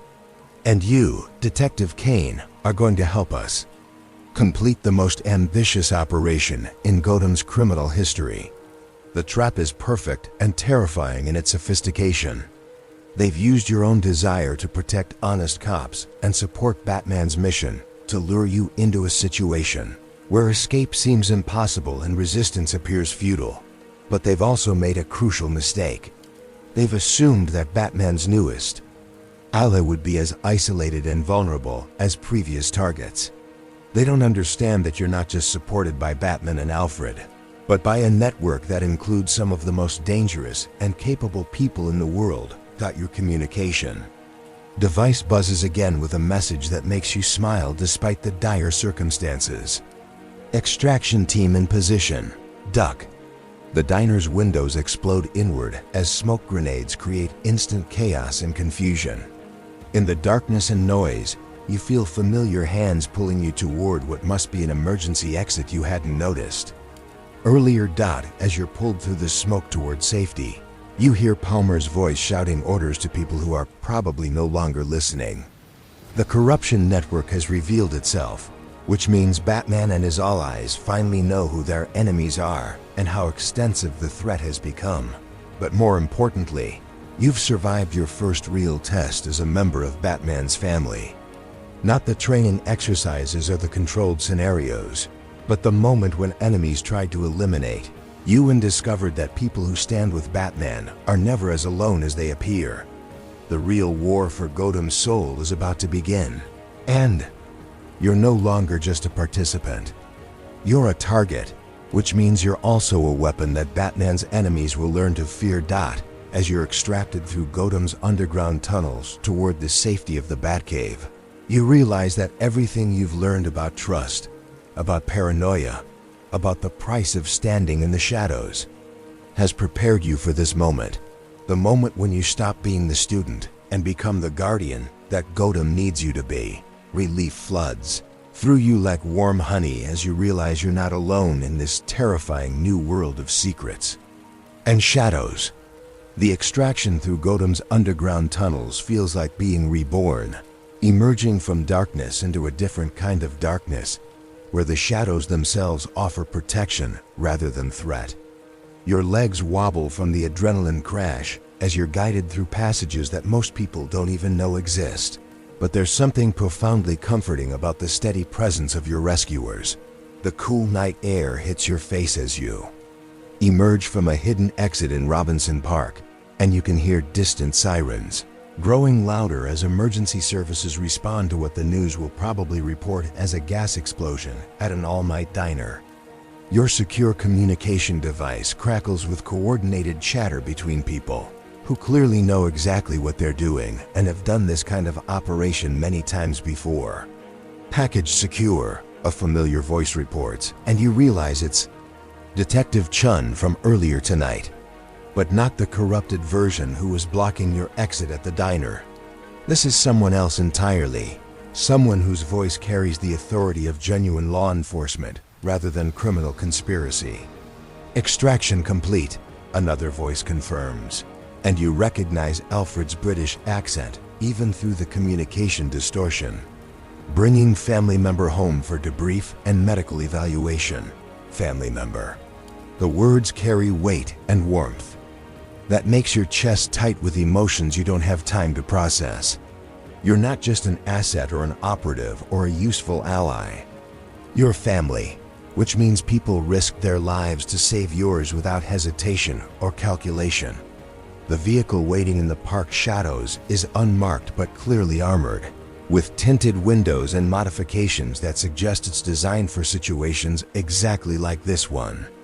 As you're helped into the back seat, you find yourself face to face with Commissioner James Gordon, whose presence both reassures and terrifies you in equal measure. Commissioner? You manage to say, though your voice comes out rougher than you intended. Detective Kane, Gordon replies, his weathered face carrying the kind of exhaustion that comes from fighting corruption for decades. Or should I say, Batman's newest family member. We need to talk. The implications crash over you as the vehicle pulls away from the park and begins navigating through Gotham's late-night streets.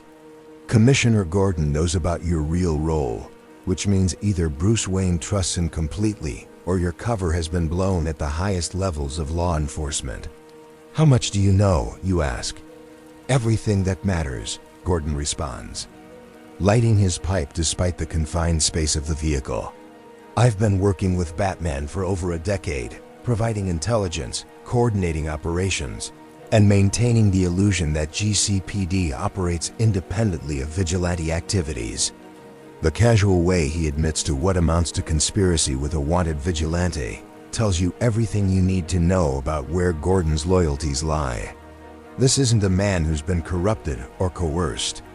This is someone who's made the conscious choice to work outside official channels, because official channels aren't sufficient to protect the people who need protection. Tonight's operation was a setup from the beginning. Gordon continues, pulling up files on a tablet that show surveillance footage from multiple angles around the diner. We've known about the corruption network for months, but we needed them to reveal themselves by taking action against a target they considered high value. You used me as bait, you realize, though there's no anger in the statement. Just understanding of the tactical necessities that govern this kind of work. We used you as an opportunity, Gordon corrects. Palmer and his team have been trying to identify and eliminate Batman's support network for weeks. By giving them a target they couldn't resist, we forced them to expose themselves and their operational methods. Alfred's voice comes through the communication system from the front seat. Master Bruce was quite insistent that your safety be absolutely guaranteed. Tonight's operation included backup plans for the backup plans, with extraction teams positioned at multiple points around the target location. The vehicle pulls into what looks like an abandoned warehouse, but as the doors close behind you, sophisticated lighting reveals a space that's clearly much more than it appears. Computer terminals, communication equipment, and coordination centers suggest this is one of Batman's auxiliary command posts, a place where his allies can gather and plan operations without compromising the security of the Batcave. Welcome to the real GCPD, Gordon says as you exit the vehicle. The part that works with Batman instead of against him. The warehouse contains more people than you expected, and as introductions are made, you begin to understand the true scope of Batman's support network within law enforcement. Detective Sarah Chun introduces herself as the real Detective Chun, not the corrupted version who was at the diner. Detective Marcus Rodriguez explains that he's been using his position in gang violence to feed intelligence about organized crime activities to Batman for over 3 years. But it's Detective Janet Morrison who provides the most shocking revelation. I've been coordinating with Alfred for 5 years, she says, her grandmother demeanor hiding what's clearly a sophisticated intelligence operation. My grandchildren photos are actually coded reports about criminal activities in their neighborhoods. The scope of the deception is breathtaking. Batman hasn't just been working alone or with a small support team. He's been coordinating with an extensive network of honest cops who've chosen to risk their careers and their lives to support his mission. How many of you are there, you ask? 47 officers across different departments and ranks, Gordon replies, plus civilian employees, federal agents, and international contacts who share intelligence and coordinate operations. What you've joined isn't just Batman's family. It's a shadow law enforcement agency that operates parallel to official channels. Alfred moves to one of the communication terminals, pulling up organizational charts that show the full extent of the network. Names, faces, specialties, and operational roles create a web of cooperation that spans multiple agencies and jurisdictions. The corruption network that targeted you tonight represents about 15% of GCPD personnel, Alfred explains. But the honest network that protects Batman represents nearly 30%. We've always had numerical superiority. What we've lacked is the ability to identify our enemies without exposing our allies. Until tonight, Commissioner Gordon adds with satisfaction. Palmer's operation forced them to reveal not just their operational methods, but their communication protocols, their funding sources, and most importantly, their complete membership list. Detective Morrison approaches with a cup of coffee that smells infinitely better than anything available at GCPD headquarters. We've been tracking the corrupt officers for months, but we needed them to make a move that would give us legal justification for arrests. Attempting to kidnap a fellow officer provides exactly that justification. The realization that you've been part of a complex sting operation that took months to plan and execute is both humbling and empowering. Your role wasn't just as bait or as a target. You were a catalyst that forced a hidden war into the open, where it could be fought and won. What happens now, you ask? Now we clean house, Gordon says, his expression carrying the grim satisfaction of someone who's been waiting years for this opportunity. Arrests, prosecutions, and most importantly, promotion of honest officers into positions where they can prevent this kind of corruption from taking root again. Bruce Wayne emerges from a shadowed area of the warehouse, no longer wearing the Batman costume, but still carrying the presence that makes him impossible to ignore. More importantly, we've sent a message to other criminal organizations that might be considering similar operations. Targeting Batman's allies isn't just difficult, it's catastrophically expensive. The warmth in Bruce's expression when he looks at you is something you haven't seen before. A combination of pride, relief, and genuine affection that makes you understand why people choose to risk everything to be part of his mission. You did. Well, tonight, Bruce continues, approaching with the kind of careful attention that suggests he's checking for injuries or signs of trauma. Staying calm under pressure, following protocols, trusting the network even when everything seemed hopeless. That's exactly the kind of courage that makes this family work. Alfred appears beside Bruce with what looks like a complete medical examination kit. Master Bruce was quite concerned about potential psychological or physical trauma from tonight's events. He insisted on immediate medical evaluation and whatever support you might need to process what you've experienced. The care and attention from people who barely knew you 3 months ago is overwhelming in the best possible way. This isn't just a professional organization or a tactical alliance. It's genuinely a family that takes care of its members with the kind of dedication that most people only experience with blood relatives.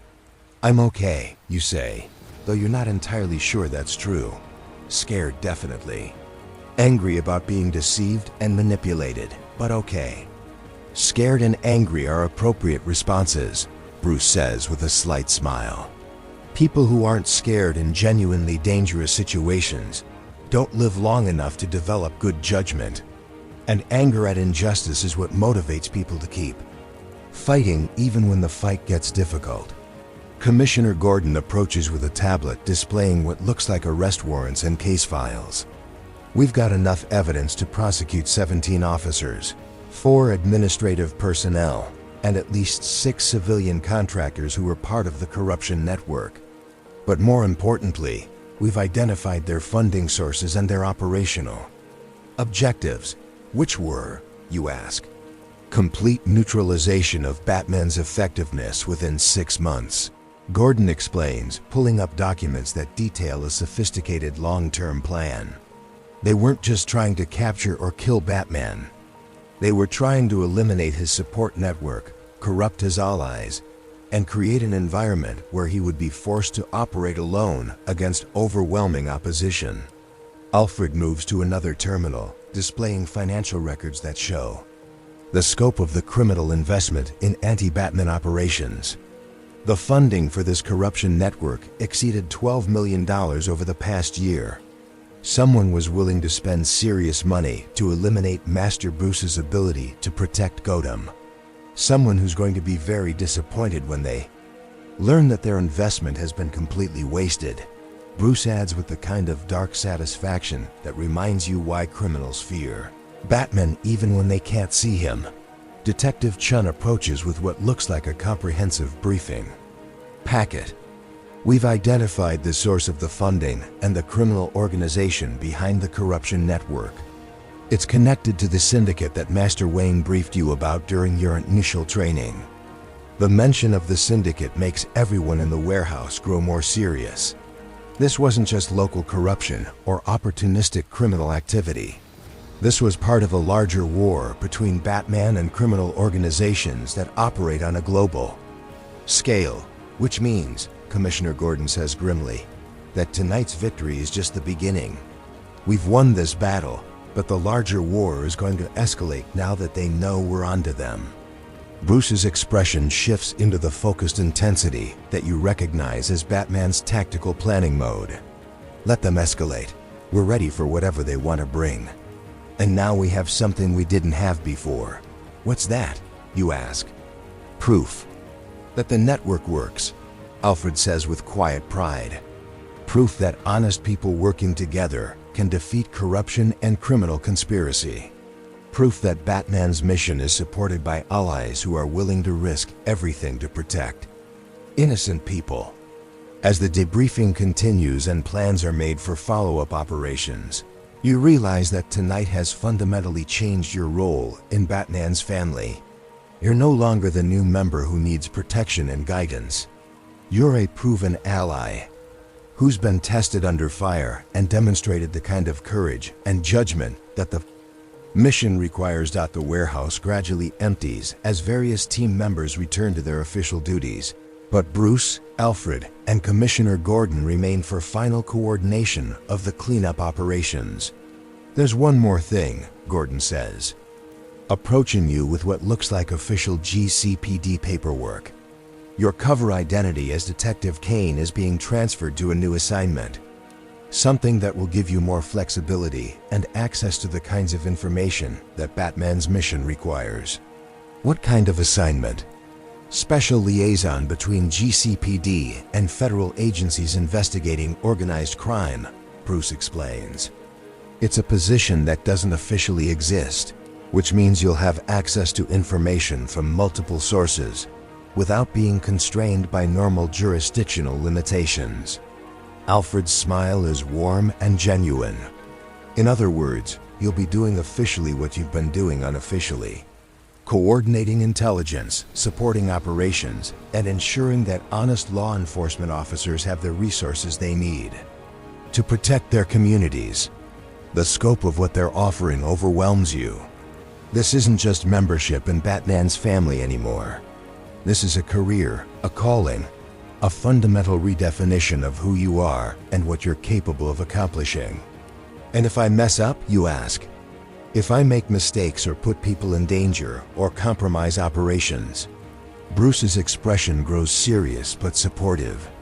Then you'll learn from those mistakes, get better at the work, and continue serving the mission. That's what family does.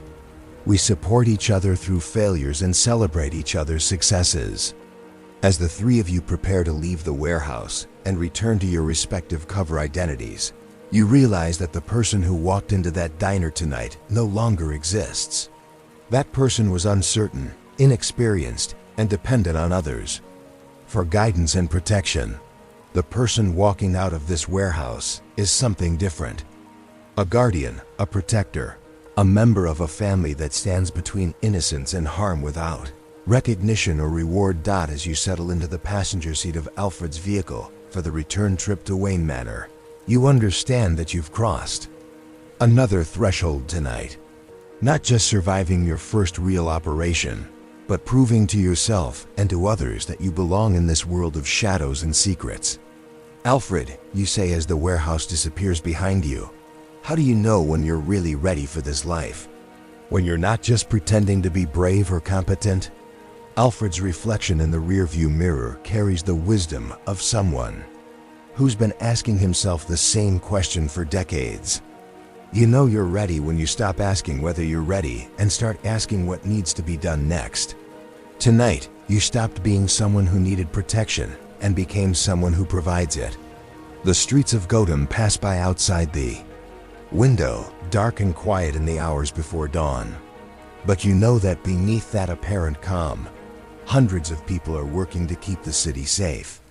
Police officers, firefighters, medical personnel, and yes, vigilantes in masks and capes, all choosing to stand guard while others sleep. And now you're one of them. Not just supporting Batman's mission, but embodying it. Not just keeping his secrets, but creating your own. As Wayne Manor comes into view through the windshield, you realize that you're not returning to your temporary residence anymore. You're coming home to a place where you belong, to a family that will always welcome you, and to a mission that will define the rest of your life. The gates swing open as Alfred approaches, and the sound they make is no longer intimidating. It's welcoming, like the embrace of people who understand exactly who you are and exactly why that matters. Tomorrow night, you'll return to work at a job that's both the same and completely different from what it was yesterday. You'll still be Detective Kane, but you'll also be something more. A guardian of the guardians, a protector of the protectors, a member of the family that keeps Gotham safe while it sleeps, and you've never been more certain that you're exactly where you belong. 6 months into your secret life, you're assigned to Batman's most personal territory, Crime Alley, where you'll understand that some wounds never heal, but they can be transformed into strength that protects others. The echo of your footsteps in narrow alleyways where hope struggles to survive creates a rhythm that seems to match your heartbeat as you walk streets that have witnessed more tragedy and transformation than any neighborhood should have to bear. The community center on Park Row sits like a beacon of light in an area that most of Gotham's citizens avoid after dark. But you've learned that Crime Alley after midnight reveals truths that the daylight hours keep hidden. This is where Batman's mission began, where young Bruce Wayne learned about injustice in the most personal way possible, and where he continues to return whenever he needs to remember why the work matters more than the cost. Your assignment tonight is officially simple. Attend the monthly community safety meeting as part of GCPD's new neighborhood liaison program. Unofficially, you're here to assess threats to Batman's operations in his most symbolically important territory, and to understand how his presence affects the people who live in Gotham's most vulnerable neighborhoods. The meeting room fills slowly with residents who carry themselves with the cautious dignity of people who've learned to expect disappointment, but refuse to stop hoping for something better. Mrs. Elena Vasquez, who runs the community center, greets each person with genuine warmth and the kind of attention that makes everyone feel valued. She's in her 70s, moves with the careful precision of someone managing arthritis, and possesses eyes that seem to see straight through to your soul. "You must be Detective Kane," she says, approaching you with a cup of coffee that smells infinitely better than anything available at police headquarters. "We've been looking forward to meeting you." It's not often that GCPD sends someone who actually wants to listen to what we have to say. The comment carries layers of meaning that speak to decades of complicated relationships between law enforcement and communities that feel both over-policed and underprotected. But there's something in Mrs. Vasquez's expression that suggests she knows more about your real purpose here than your official cover story would explain. As the meeting begins, you listen to stories that paint a picture of a neighborhood that's far more complex than crime statistics or news reports would suggest. Yes, there's poverty and violence and all the challenges that come with economic desperation. But there's also community solidarity, mutual support, and a shared commitment to protecting the vulnerable that reminds you why Batman's mission resonates so deeply with ordinary people. The break-ins on Miller Street have stopped, reports Carlos Montenegro, a mechanic who's lived in Crime Alley for over 20 years, 3 weeks now without any incidents. The families with small children are finally sleeping through the night. The drug dealers who were using the playground as their office seem to have moved on. Adds Sarah Kim, a teacher at the local elementary school. "My students are actually using the swings and slides again instead of walking around them."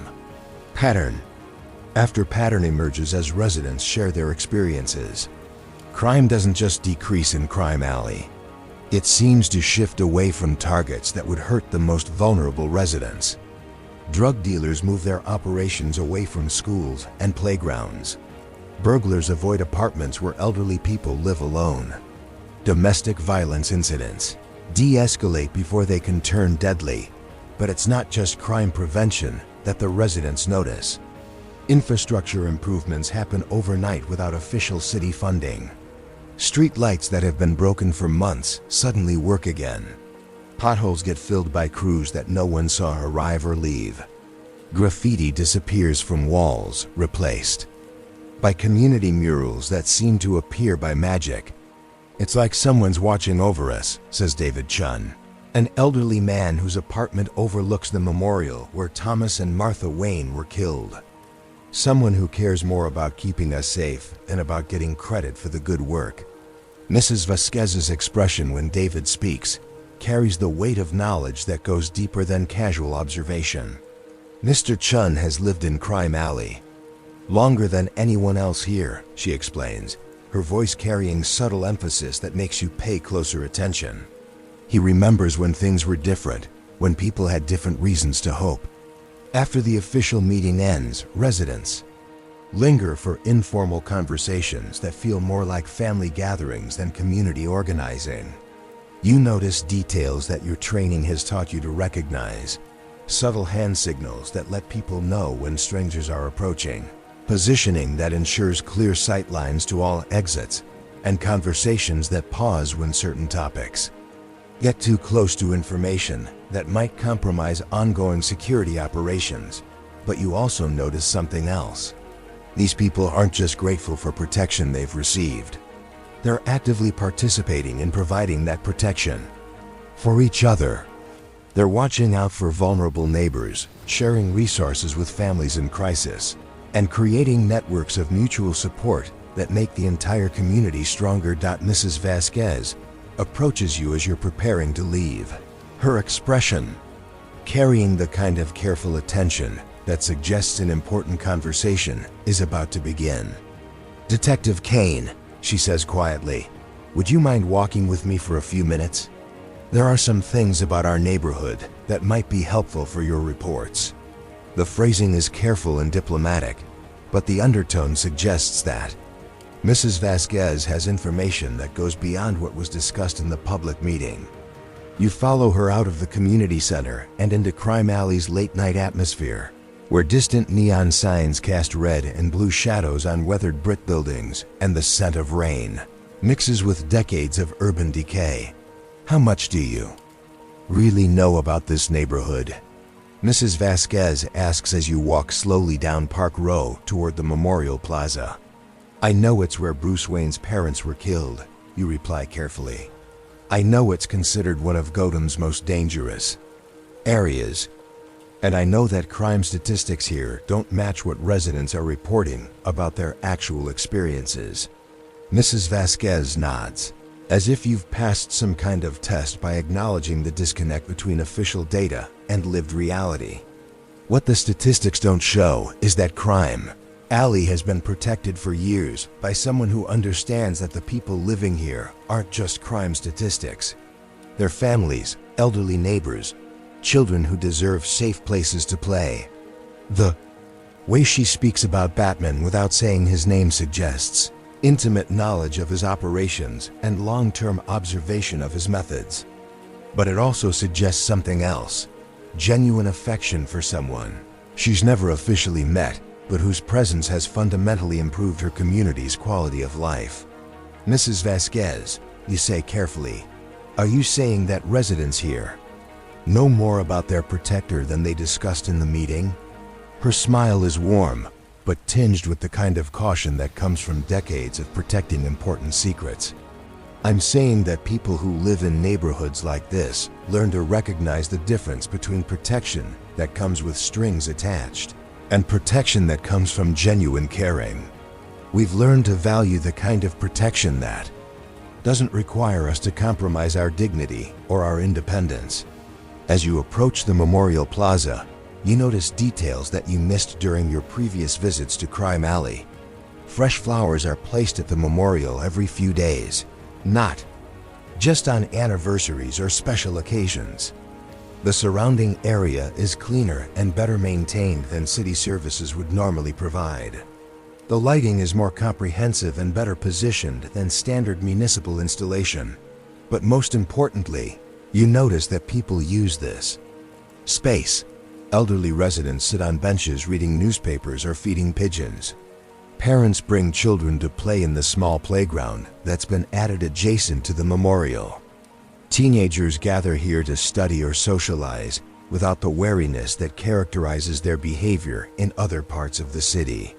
This is where it all began, Mrs. Vasquez says, approaching the memorial with the reverence that people usually reserve for sacred spaces, where a family learned about loss in the most terrible way possible.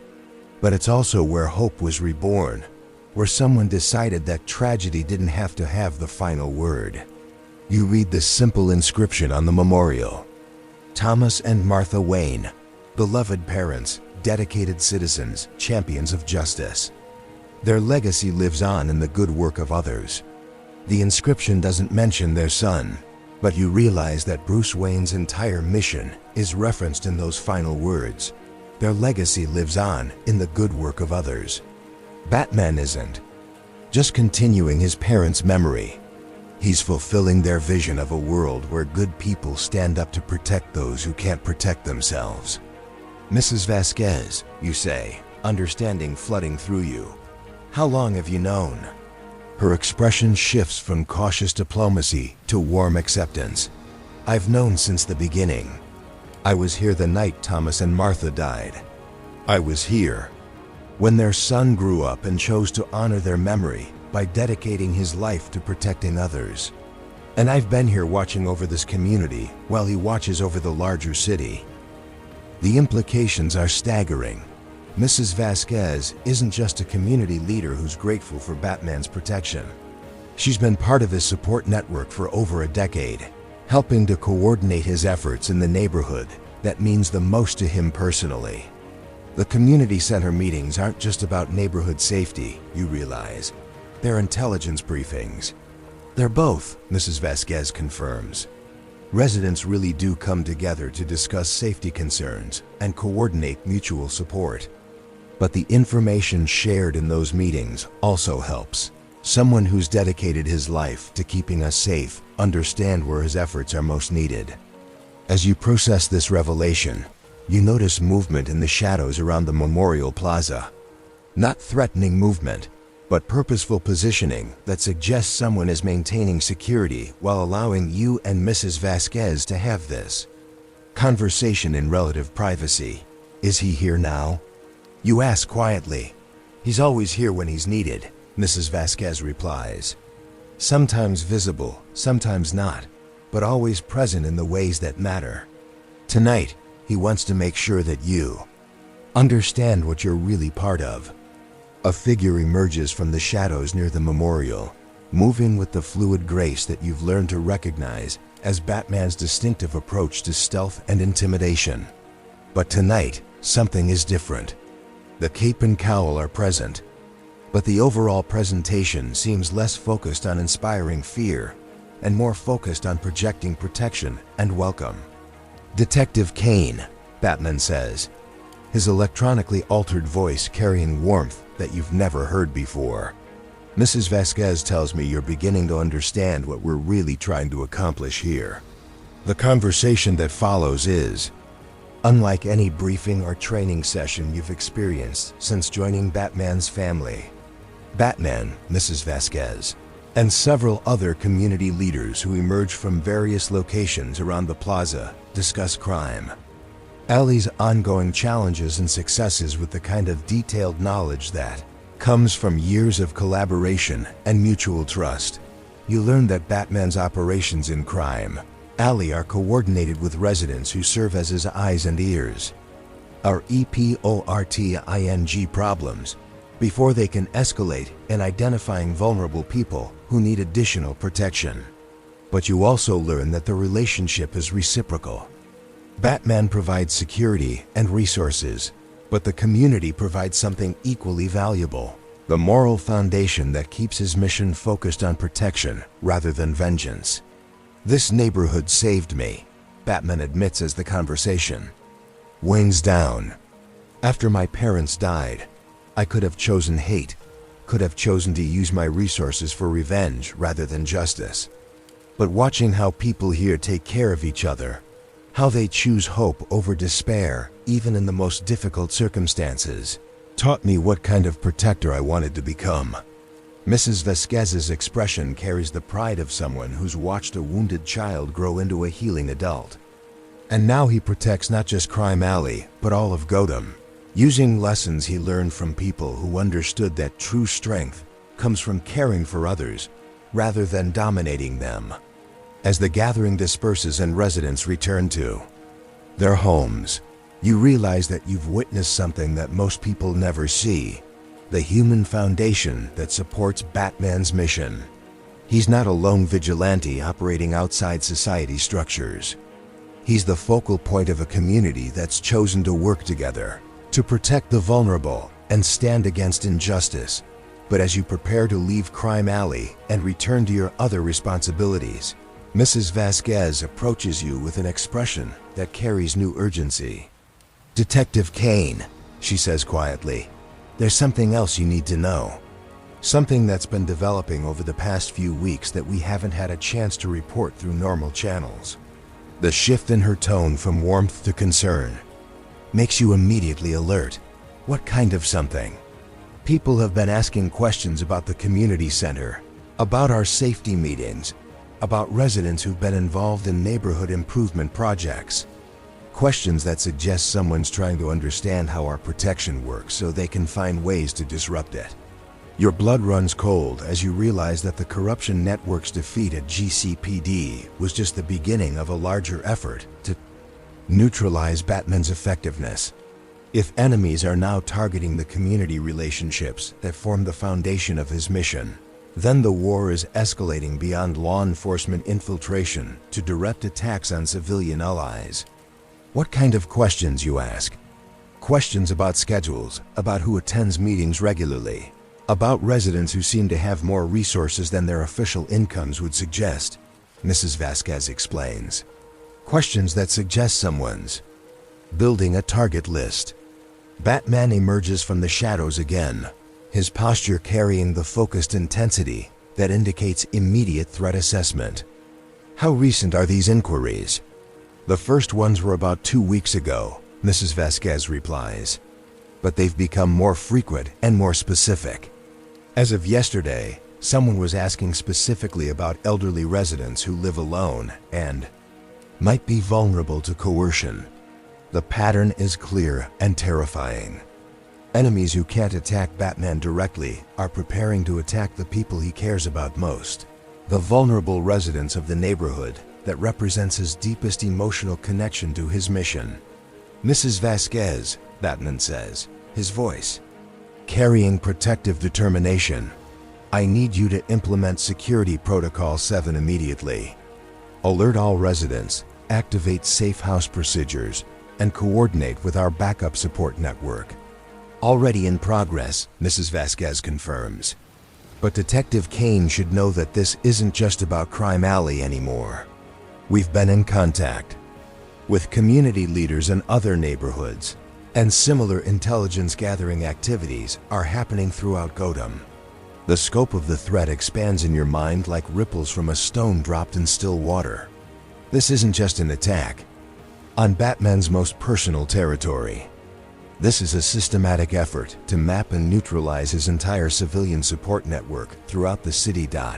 As you walk back toward your vehicle with Batman and Mrs. Vasquez, you understand that your role in Crime Alley isn't just about liaison work or intelligence gathering anymore. You're about to become part of a defensive operation that will determine whether Batman can continue to operate with community support, or whether he'll be forced to work in isolation against enemies who threaten innocent people to get to him. Your secure communication device buzzes with a priority message from Alfred. Multiple reports of unusual surveillance activities throughout Gotham. Recommend immediate strategic consultation. The community networks are under systematic threat. Batman's expression beneath the cowl grows grim. They're not just trying to expose my identity anymore. They're trying to destroy the relationships that make the mission possible. Then we protect those relationships, you say, surprising yourself with how quickly the response comes. Whatever it takes, whoever we have to face, we protect the people who make this work. Mrs. Vasquez's smile carries the warmth of someone who's just watched another person choose to stand with the vulnerable rather than retreat to safety. Welcome to the real war, Detective Kane. The one where ordinary people decide that some things are worth fighting for, even when the fight comes to their own doorsteps. As you prepare to leave Crime Alley and coordinate with a larger response to this new threat, you realize that you've crossed yet another threshold. You're no longer just a member of Batman's operational family. You're a guardian of the community relationships that give his mission meaning and moral authority. The person who walked into Crime Alley tonight was a detective doing liaison work. The person leaving is a protector whose responsibility extends to every vulnerable person in every neighborhood where Batman's presence makes life safer and more hopeful. And tomorrow night, you'll return to these streets not as an observer, but as someone who's chosen to stand between the innocent and those who would harm them to strike at Batman. Because that's what family does in the shadows of Gotham. They protect each other, and they protect the people who can't protect themselves, even when protecting them means facing enemies who have no limits and no conscience. Standing before the memorial where everything began, you realize that understanding Batman means understanding the deepest wounds that shape us and how we choose to let them heal or fester. The cold marble under your fingertips as you trace the Wayne's names feels like touching history itself. Each letter carved with precision that speaks to love, loss, and the kind of grief that transforms rather than destroys. The wind carries the scent of flowers left by grateful citizens, a constant stream of remembrance that proves Thomas and Martha Wayne's legacy extends far beyond their tragic death. The note you found on your chair at the community center meeting burns in your pocket like a living thing. Not everyone wants Crime Alley protected. Some prefer it broken. The Waynes learned this too late. Meet me where it all began. Come alone.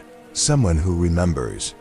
The note you found on your chair at the community center meeting burns in your pocket like a living thing. Not everyone wants Crime Alley protected. Some prefer it broken. The Waynes learned this too late. Meet me where it all began. Come alone. Someone who remembers. Distant traffic sounds are muffled by the weight of sacred silence that seems to envelop the Memorial Plaza, even in the heart of one of Gotham's busiest districts. This space exists in a pocket of reverence that transcends the urban chaos surrounding it, as if the city itself recognizes that some places demand quiet contemplation rather than constant motion. Moonlight casts long shadows across the Memorial Plaza, creating patterns of light and darkness that seem to shift and dance with every passing cloud.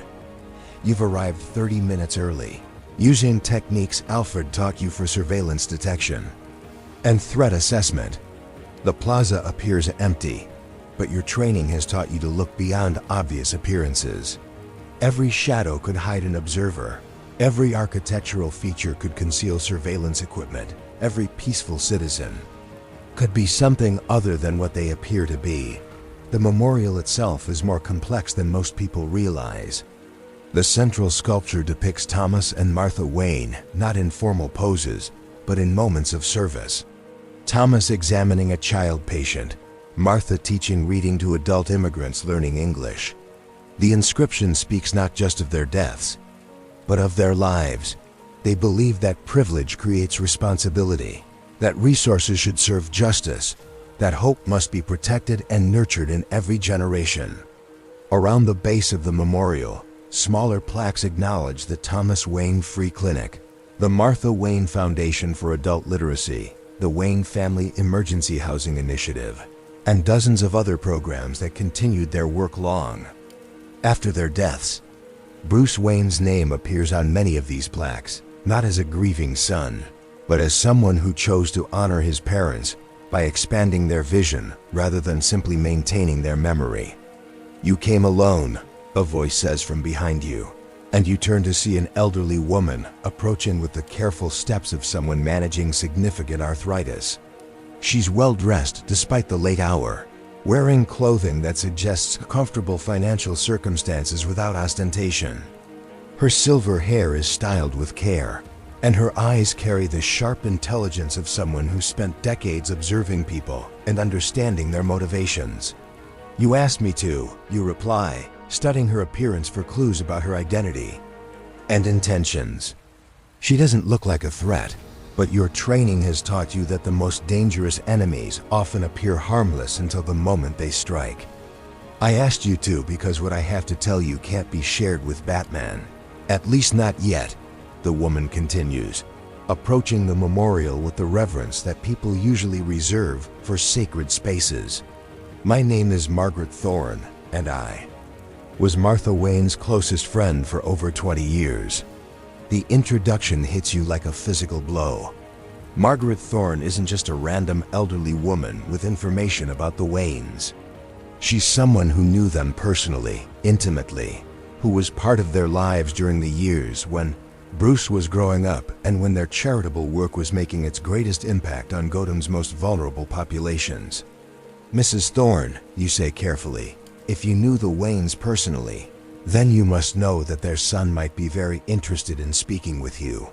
Her smile is sad but knowing. "Their son and I have spoken many times over the years, though. He doesn't know it. I've been watching over Bruce Wayne since the night his parents died, providing support and guidance in ways that he's never recognized as intentional. The implications are staggering. Margaret Thorne has been part of Bruce Wayne's life for decades without his knowledge, which means she's either an incredibly dedicated family friend or she represents threats that you haven't been trained to recognize. What kind of support and guidance?" You ask. Margaret approaches one of the smaller plaques around the memorial base, one that acknowledges the Wayne Family Scholarship Program for disadvantaged youth. "When Bruce was in high school and college, struggling with grief and anger, I made sure that certain books appeared in his reading assignments. Books about social justice, about the responsibility that comes with privilege, about historical figures who chose service over self-interest." She moves to another plaque, this one commemorating the Thomas Wayne Memorial Research Institute. "When Bruce returned to Gotham after his years of training abroad, I ensured that certain opportunities came to his attention. Charitable organizations that needed leadership, community problems that required innovative solutions, connections with people who shared his commitment to protecting the vulnerable." The scope of Margaret's influence on Bruce Wayne's development is breathtaking. She's been shaping his moral education and his understanding of social responsibility for decades, all while maintaining the appearance of coincidental encounters and natural opportunities. "And when he became Batman?" you ask. Margaret's expression grows more serious, carrying the weight of knowledge that extends far beyond casual observation. "When Bruce chose to become Batman, I realized that he was fulfilling his parents' vision in ways that even they might not have imagined. But I also realized that he was taking on enemies who wouldn't hesitate to use his emotional connections against him." She leads you to a bench positioned to provide clear views of the entire Memorial Plaza, while maintaining proximity to multiple exit routes. Her positioning suggests someone who spent considerable time thinking about personal security and threat assessment. "Mrs. Thorne," you say, settling beside her on the bench, "what does this have to do with the threats against Crime Alley's community networks?" Her expression shifts from nostalgic warmth to immediate concern. "Because the people threatening those networks aren't just criminals interested in eliminating Batman's effectiveness. They're part of a larger conspiracy that dates back to Thomas and Martha Wayne's deaths." The words hang in the air like a revelation that changes everything. You thought you understood about Batman's origin story. The Waynes weren't killed in a random mugging by a desperate criminal. They were murdered as part of a conspiracy that's been operating for over 20 years. "What conspiracy?" you ask, though you're not sure you want to know the answer. Margaret pulls a manila envelope from her purse. its content suggesting documents and photographs that have been carefully preserved for decades. Thomas and Martha weren't just philanthropists and community leaders. They were investigating corruption within Gotham's power structure, corruption that involved some of the city's most influential families and most trusted institutions. She opens the envelope, revealing photographs of Thomas Wayne meeting with FBI agents, Martha Wayne testifying before a grand jury, and documents that suggest the Waynes were cooperating with federal investigations into organized crime, political corruption, and corporate fraud. They were going to expose everything, Margaret continues, her voice carrying the weight of secrets that have been kept for over 2 decades. Corporate executives who were laundering money for international crime syndicates. Politicians who were selling city contracts to companies owned by criminal organizations. Police officers and judges who were taking bribes to ensure that certain cases never made it to trial. The scope of the conspiracy is overwhelming, involving corruption at levels that most people can't imagine. But more importantly, it explains why Batman's mission has attracted such sophisticated and well-funded opposition.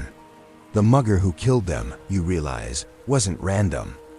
Joe Chill was hired by people who knew that Thomas and Martha were scheduled to testify before a federal grand jury the following week, Margaret confirms. Their deaths weren't tragic coincidence. They were professional assassination disguised as random street crime. The revelation transforms everything you understand about Batman's origin and his mission. Bruce Wayne didn't become Batman just because his parents were killed in a random act of violence. He became Batman because his parents were murdered by the same kind of organized corruption that he's been fighting for over a decade. Mrs. Thorne, you say, processing the implications. Does Bruce know this?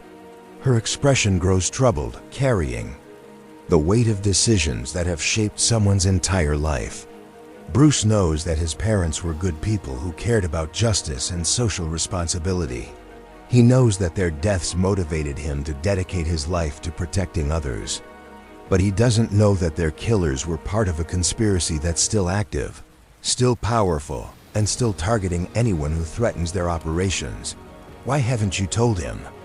Margaret's answer reveals the depth of her understanding about Bruce Wayne's psychology and the delicate balance that keeps Batman focused on protection rather than vengeance. Because Bruce became Batman to honor his parents' commitment to justice and service. If he learned that their deaths were part of a conspiracy, he might become someone who's focused on revenge rather than protection. He might lose the moral foundation that makes him a hero rather than just another vigilante. The complexity of Margaret's reasoning is both impressive and terrifying. She's been protecting Bruce Wayne not just from external threats, but from information that could fundamentally alter his character and his mission. But now, Margaret continues, the conspiracy that killed Thomas and Martha is targeting Bruce's civilian support networks. They're planning to destroy the community relationships that give his mission meaning and moral authority. And they're doing it using the same methods they used 20 years ago. She pulls out additional documents, these ones more recent, showing financial records and communication intercepts that paint a picture of coordinated attacks on Batman's allies throughout Gotham. The corruption network within GCPD was just the beginning, Margaret explains. They're planning to eliminate community leaders like Mrs. Vasquez, to compromise charitable organizations that support Batman's work, and to create an environment where Bruce is forced to operate alone against overwhelming opposition. Just like they did with his parents, you realize. Exactly like they did with his parents. Thomas and Martha were isolated from their allies. Their support networks were compromised, and they were eliminated when they became too dangerous to ignore. The pattern is clear and terrifying. The same people who killed Bruce Wayne's parents are now trying to destroy Batman using the same methods they used successfully 2 decades ago. Mrs. Thorne, you say, understanding flooding through you. What do you need me to do? Her smile carries relief mixed with determination. I need you to help me protect Bruce without telling him why he needs protection. I need you to help coordinate defensive operations for his civilian allies without revealing that those allies are being targeted by the same conspiracy that killed his parents. And if he figures it out anyway? Margaret's expression grows grim. Then we hope that 20 years of being Batman has given him the emotional stability to handle the truth, without letting it transform him into something dark and vengeful. Because if Bruce learns the truth about his parents' deaths and loses control of his emotions, then Gotham loses its protector and gains another enemy. A sound echoes across the Memorial Plaza, the soft whisper of fabric moving in wind that suggests someone approaching with deliberate stealth. Margaret immediately stands, her movements suddenly sharp and alert, despite her apparent age and physical limitations. "He's here," she says quietly. "Earlier than I expected." A familiar dark silhouette emerges from the shadows around the memorial, moving with the fluid grace that you've learned to recognize as Batman's approach to potentially dangerous situations. But tonight, something is different about his posture. Something that suggests he's responding to a specific threat rather than conducting routine patrol. "Mrs. Thorne," Batman says, his electronically altered voice carrying recognition and concern. "You shouldn't be out here alone at this hour. Crime Alley isn't safe for civilians after midnight." Margaret's expression shifts to the kind of gentle firmness that suggests decades of experience managing stubborn children. "Bruce Wayne, you're not the only person in this city who cares about protecting people. Sometimes that protection requires taking calculated risks." The casual use of his real name in front of you suggests that Margaret's relationship with Batman is both deeper and more complex than casual civilian cooperation. Batman's posture shifts slightly, acknowledging both her authority and his respect for her judgment. "Ma'am," Batman says formally, "Detective Kane is here on official business. If you have information about threats to community safety, it should be reported through proper channels." Margaret's smile carries the warmth of someone who's about to deliver news that will change everything. "Detective Kane is here because I asked them to come. Because there are things you need to know about the threats facing your mission. Things that require careful coordination and absolute discretion." Batman's cowled head turns toward you, and even though you can't see his eyes, you feel the weight of his attention and his growing realization that tonight's meeting is more significant than routine community liaison work. "What kind of things?" Batman asks as Margaret approaches him with the confidence of someone who's earned the right to speak truth to power. "The kind of things that explain why your enemies always seem to be one step ahead, why they have resources that match your own, and why they're so determined to destroy not just Batman, but Bruce Wayne's entire support network." She hands him the envelope containing the documents about Thomas and Martha Wayne's investigation, the photographs of their cooperation with federal authorities, and the evidence of the conspiracy that led to their deaths.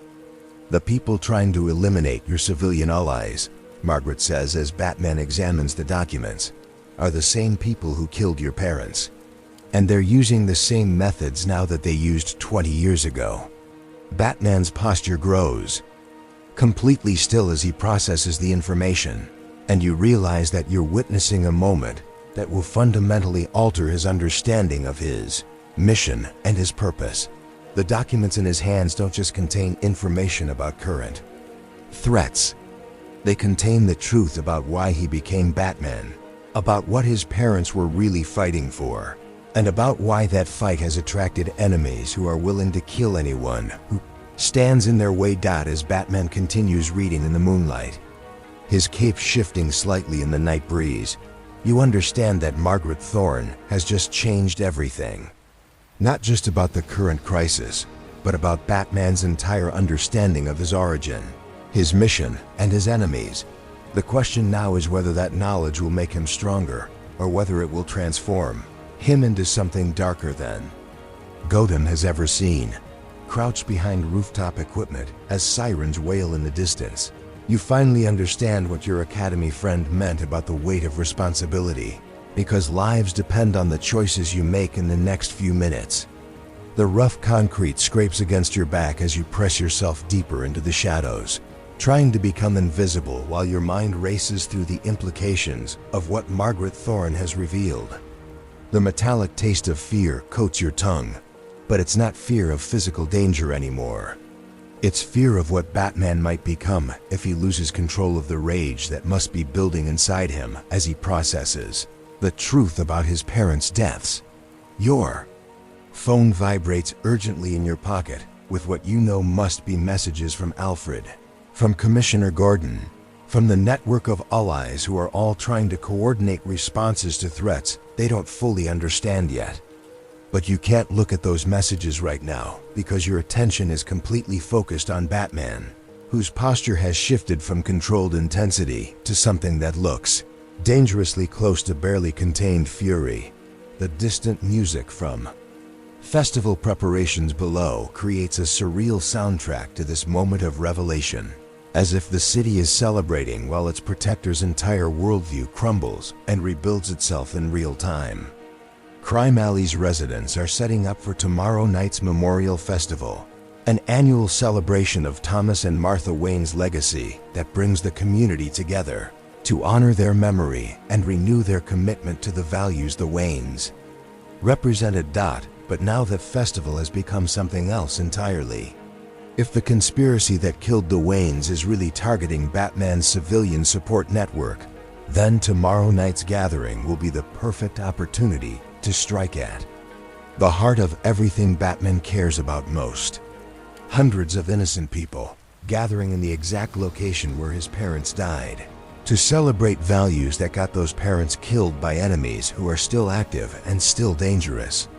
20 years, Batman says finally, his voice carrying a weight that you've never heard before.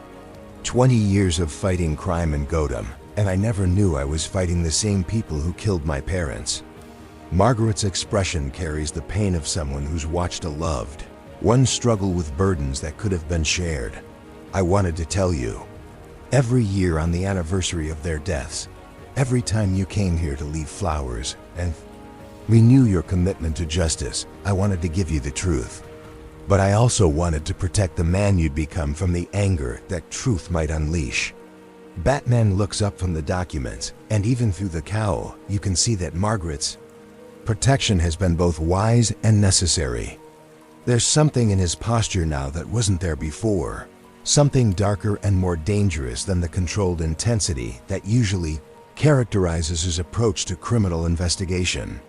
The people who ordered their deaths, Batman says, his voice carrying undertones that make you shiver despite the warm night air. Are they still alive? Some of them, Margaret confirms. The conspiracy has evolved over the years, brought in new members, adapted to changing circumstances. But the core leadership, the people who made the decision to eliminate Thomas and Martha Wayne, are still active and still powerful.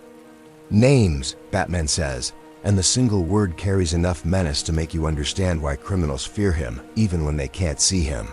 Margaret hesitates, and you realize that she's reaching the moment she's been dreading for 20 years. The moment when she stops protecting Bruce Wayne from the truth and starts trusting Batman to handle that truth without losing his moral foundation. Carlton Thorne, she says finally, my late husband's younger brother, city councilman for 15 years, with connections to every major development project and municipal contract in Gotham. He was the one who identified Thomas and Martha as threats to the corruption network. Conspiracy for so long, but it also explains the personal cost of her decision to protect Bruce Wayne's emotional stability over her desire for justice for her murdered friends. Victor Falcone, Margaret continues, each name coming with visible difficulty. Not related to the crime family, but a federal judge who's been ensuring that cases against conspiracy members never reach trial. He's been paid millions over the years to protect corrupt officials and criminal organizations. Amanda Reed, Margaret adds, chief financial officer of 3 different corporations, that launder money for international crime syndicates. She arranged the funding for Thomas and Martha's assassination and has been coordinating financial support for anti-Batman operations. Batman's stillness as he listens to these names is more frightening than any display of anger could be. You've seen him focused before, but this is different. This is personal in a way that transcends his usual commitment to justice and protection. How many people know this information? Batman asks. Besides me, only a handful of federal agents who've been conducting long-term investigations into organized crime connections to political corruption, Margaret replies. The evidence exists, but it's been classified at levels that make prosecution nearly impossible through normal legal channels. Then we don't use normal legal channels, Batman says, and the flatness in his voice suggests that he's considering approaches to justice that go beyond anything he's contemplated before. Margaret reaches out and places her hand on Batman's armored forearm, the gesture both maternal and restraining. Bruce, your parents didn't die because they wanted revenge against corruption. They died because they believed in justice, in due process, in the idea that systems can be reformed and improved, rather than simply destroyed. And where did that belief get them? Batman responds, his voice carrying 20 years of accumulated pain. They trusted the system, they worked within legal channels, and they were murdered for their trouble. Their belief got them a son who became the kind of man they would be proud of, Margaret says firmly. A son who chose to honor their memory by protecting others rather than by destroying enemies. A son who became a hero rather than just another criminal with better resources. The exchange reveals the fundamental tension that's been building throughout Batman's career. He's been walking the line between justice and vengeance for over a decade, maintaining his moral authority by choosing protection over destruction, even when destruction might be more satisfying or more effective. Your secure communication device buzzes with another priority alert, this time with a message that makes your blood run cold. Festival security breach detected. Unknown individuals conducting surveillance of Memorial Plaza. Recommend immediate consultation with primary asset. Batman notices your reaction to the message and immediately shifts back into tactical mode. What is it? The Memorial Festival. Tomorrow night, you say, reading the full message. Alfred's detecting surveillance that suggests someone's planning an operation during the community celebration. Margaret's expression shifts from emotional revelation to immediate practical concern. They're going to attack the festival.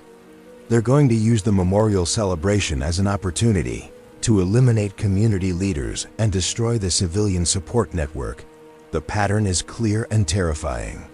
The conspiracy killed Thomas and Martha Wayne when they were most visible and most vulnerable, during a public appearance where their deaths could be disguised as random crime.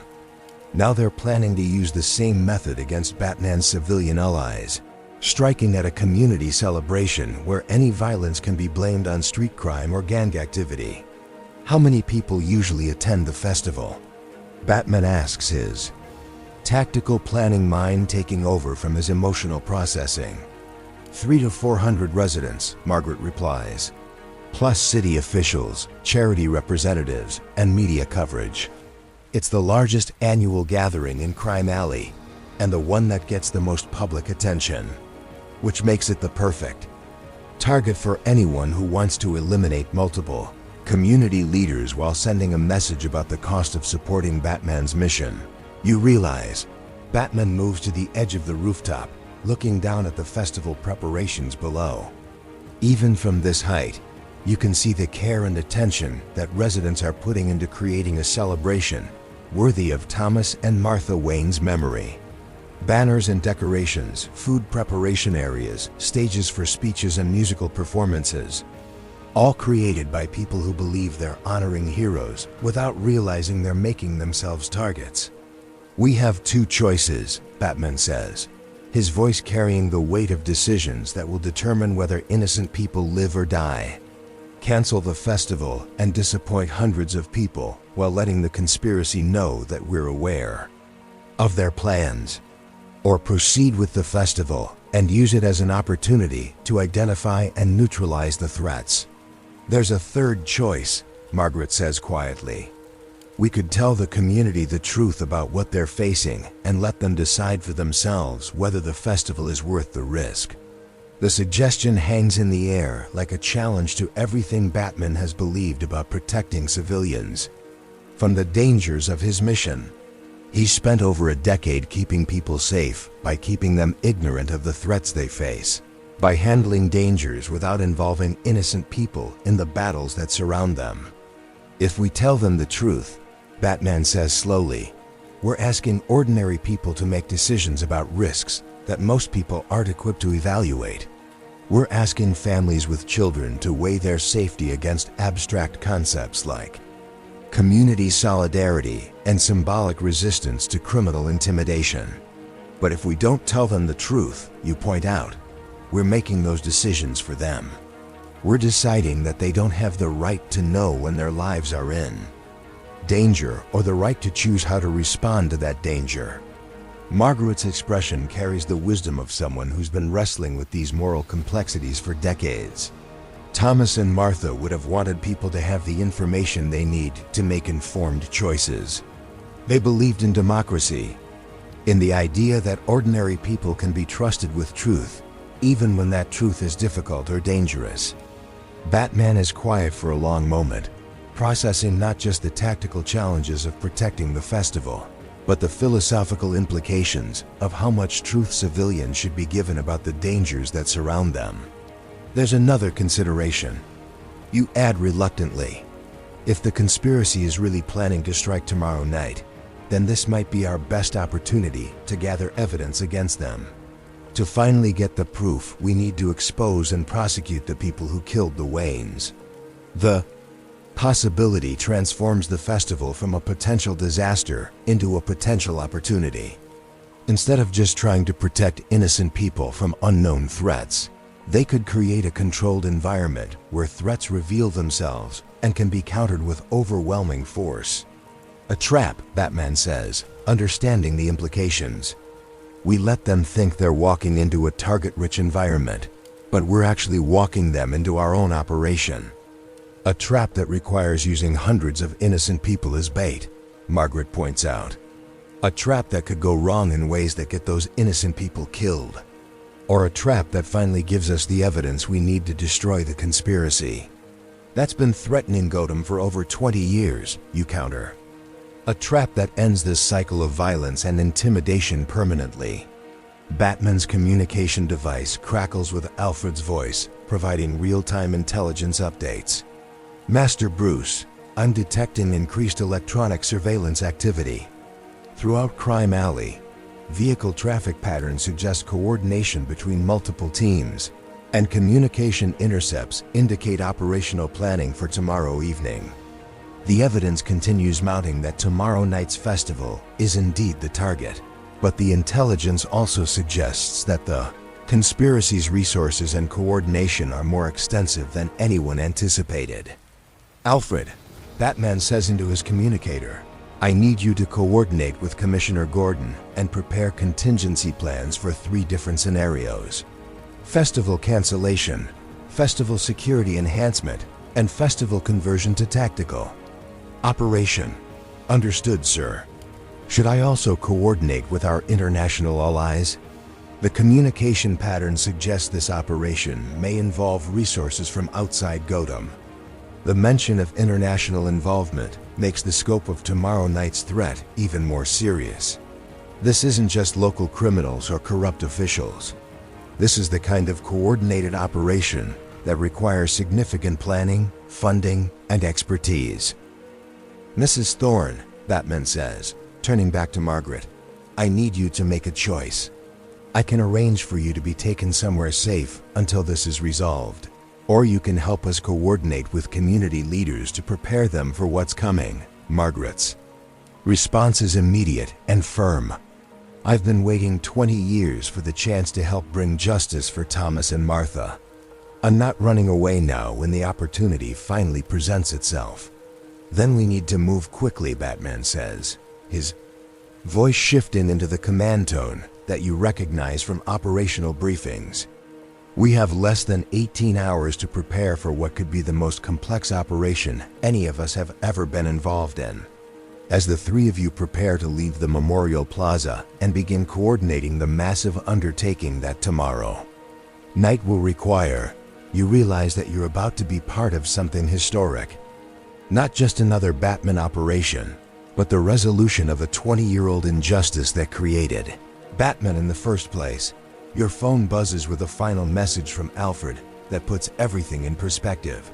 Master Bruce, Mrs. Vasquez, and the other community leaders are requesting immediate consultation. They want to know what's happening and how they can help protect their neighbors.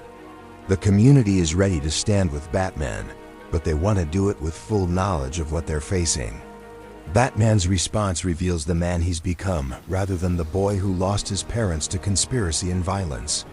Tell them we'll be there in 20 minutes. Tell them it's time for Crime Alley to learn the truth about what we're really fighting for. As you follow Batman and Margaret Thorne into the shadows of Crime Alley, heading toward a conversation that will change everything for everyone involved, you understand that tomorrow night won't just determine the safety of a few hundred festival attendees. It will determine whether Batman's mission continues to be about protection and justice, or whether it becomes about vengeance and destruction. And the choice isn't just Batman's to make anymore.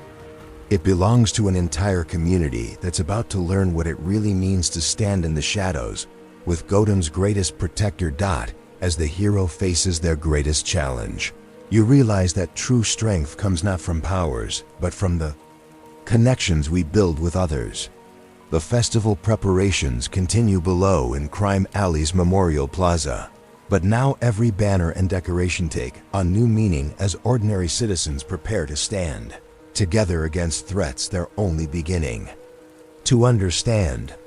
Fireworks paint the sky in brilliant colors as the community's children practice their performances for tomorrow night, unaware that their playground has become the focal point of a war between justice and corruption that's been raging for over 20 years. The crowd's cheers and laughter drift up to the rooftop where you stand with Batman and Margaret Thorne. But those sounds of celebration are punctuated by the distant wail of sirens and the constant chatter of police radio communications, coordinating increased security throughout the district. Commissioner Gordon has positioned additional patrols around Crime Alley's perimeter, but he's done it carefully, maintaining the appearance of routine security enhancement rather than response to specific threat. Intelligence, Batman's presence, feels like electricity in the air as he coordinates multiple operations simultaneously through his communication system. Alfred's voice provides constant updates about surveillance detection, threat assessment, and ally positioning. Commissioner Gordon reports on official law enforcement coordination. International allies check in with intelligence about conspiracy resources and methods. But most importantly, community leaders throughout Crime Alley are participating in strategic planning that treats them as partners, rather than civilians who need protection. The warmth of community members standing together in the cool night air creates an atmosphere that's both festive and determined. Mrs. Vasquez coordinates with other neighborhood leaders to ensure that festival security includes residents who've been trained in emergency response. David Chun organizes elderly residents who will serve as observers and early warning systems. Sarah Kim arranges for teachers and school staff to maintain constant awareness of children's locations and safety. Carlos Montenegro coordinates with local business owners to provide secure staging areas and emergency supplies. But it's the conversation that took place an hour ago in the community center that transformed tonight from crisis management into something unprecedented in Batman's career. For the first time since he began his mission, Batman sat down with civilian allies and shared complete intelligence about threats they were facing, trusted them with information that could get them killed, and asked them to make informed decisions. about risks that most superheroes would handle alone. We know who's behind the conspiracy that killed Thomas and Martha Wayne. Batman had told the assembled community leaders, his voice carrying honesty that was both refreshing and terrifying. We know they're planning to attack tomorrow night's festival to eliminate community leaders and destroy the civilian support networks that make our mission effective. And we know that stopping them might require putting everyone here in danger. The response from Crime Alley's residents wasn't fear or panic. It was determination and collective problem-solving that reminded you why Batman chose this neighborhood as his spiritual home. These people understood injustice in personal, immediate ways. They'd experienced corruption, violence, and systemic indifference. They knew that sometimes good people have to take risks to protect what matters most. "So we set a trap," Mrs. Vasquez had said, her voice carrying the calm authority of someone who spent decades organizing community responses to crisis. "We proceed with the festival, but we do it as partners with Batman rather than as civilians who need protection. We help create the environment that draws the conspiracy into the open, where they can be exposed and defeated." The decision to move forward with the festival as a coordinated operation rather than a potential disaster required extensive planning that utilized every resource Batman and his allies could bring to bear.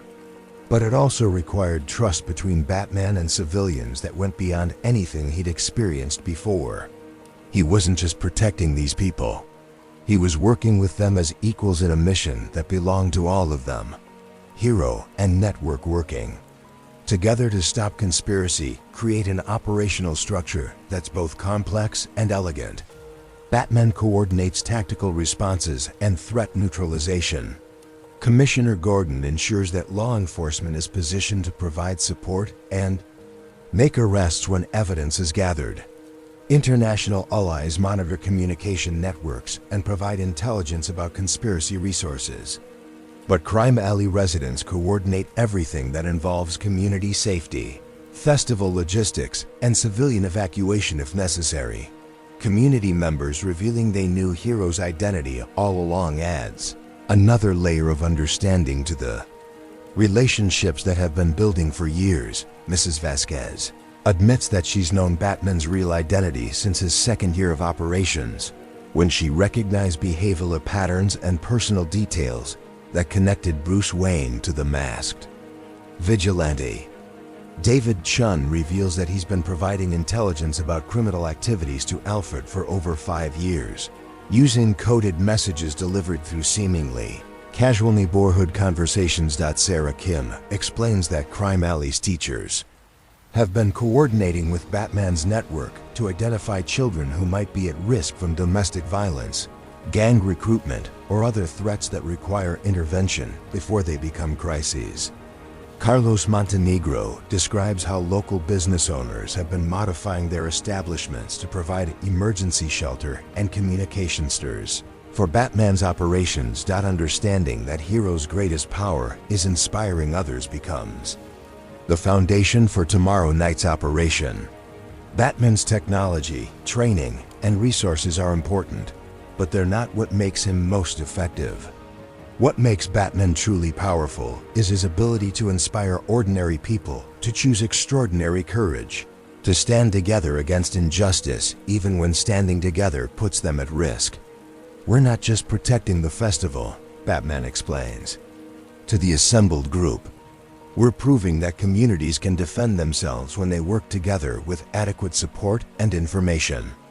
We're demonstrating that corruption and intimidation fail when they're met with organized resistance from people who refuse to be victims.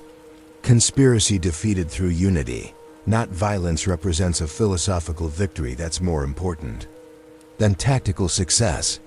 The conspiracy that killed Thomas and Martha Wayne succeeded 20 years ago because they isolated their targets, eliminated their support networks, and created an environment where violence seemed like the only option available to people seeking justice.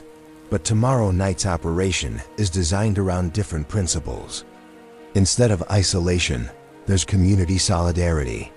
Instead of eliminated support networks, there's expanded cooperation between civilians and law enforcement. Instead of violence as the primary solution, there's coordinated intelligence gathering and legal prosecution that will expose the conspiracy to public scrutiny and judicial accountability. The festival continues as neighborhood celebrates not just hero, but each other, creates an atmosphere that's both protective and empowering.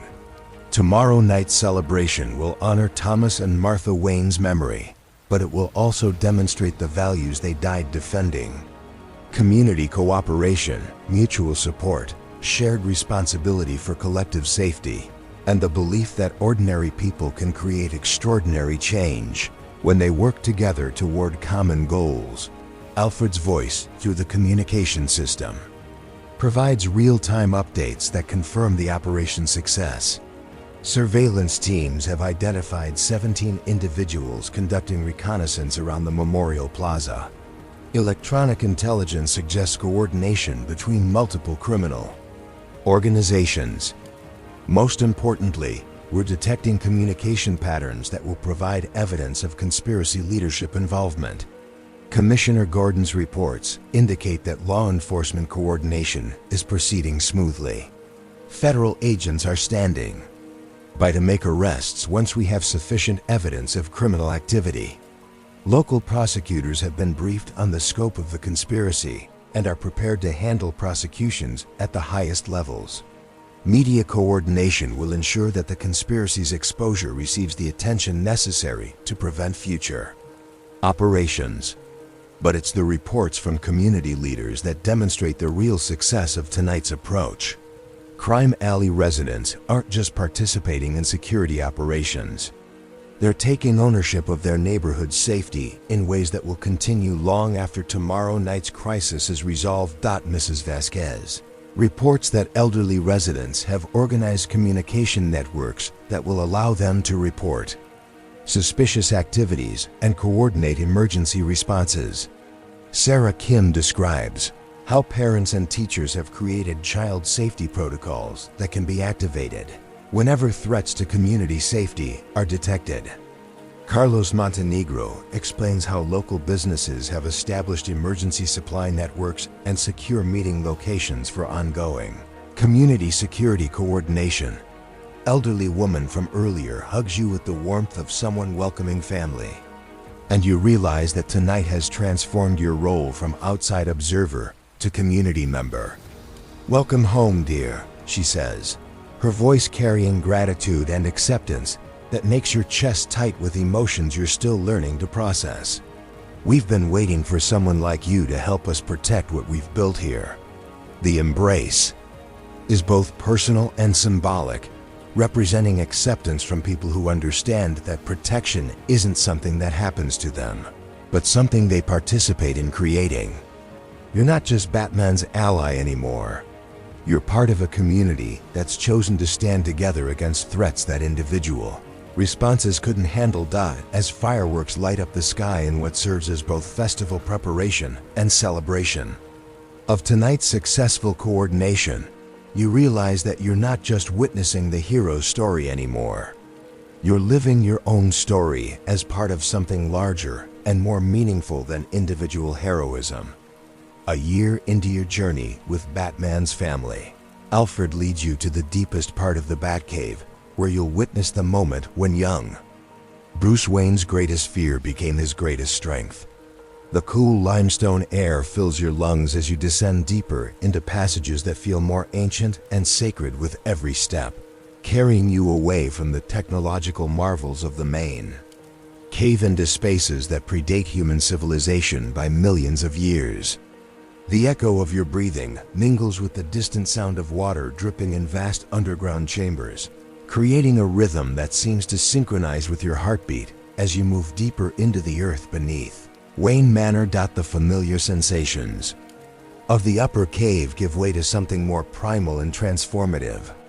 Temporal displacement tingles through your entire body as Alfred activates holographic systems that you've never seen before. Technology so advanced that it seems to bend reality itself around historical recreation. The familiar yet strange sights and sounds of the past begin materializing around you.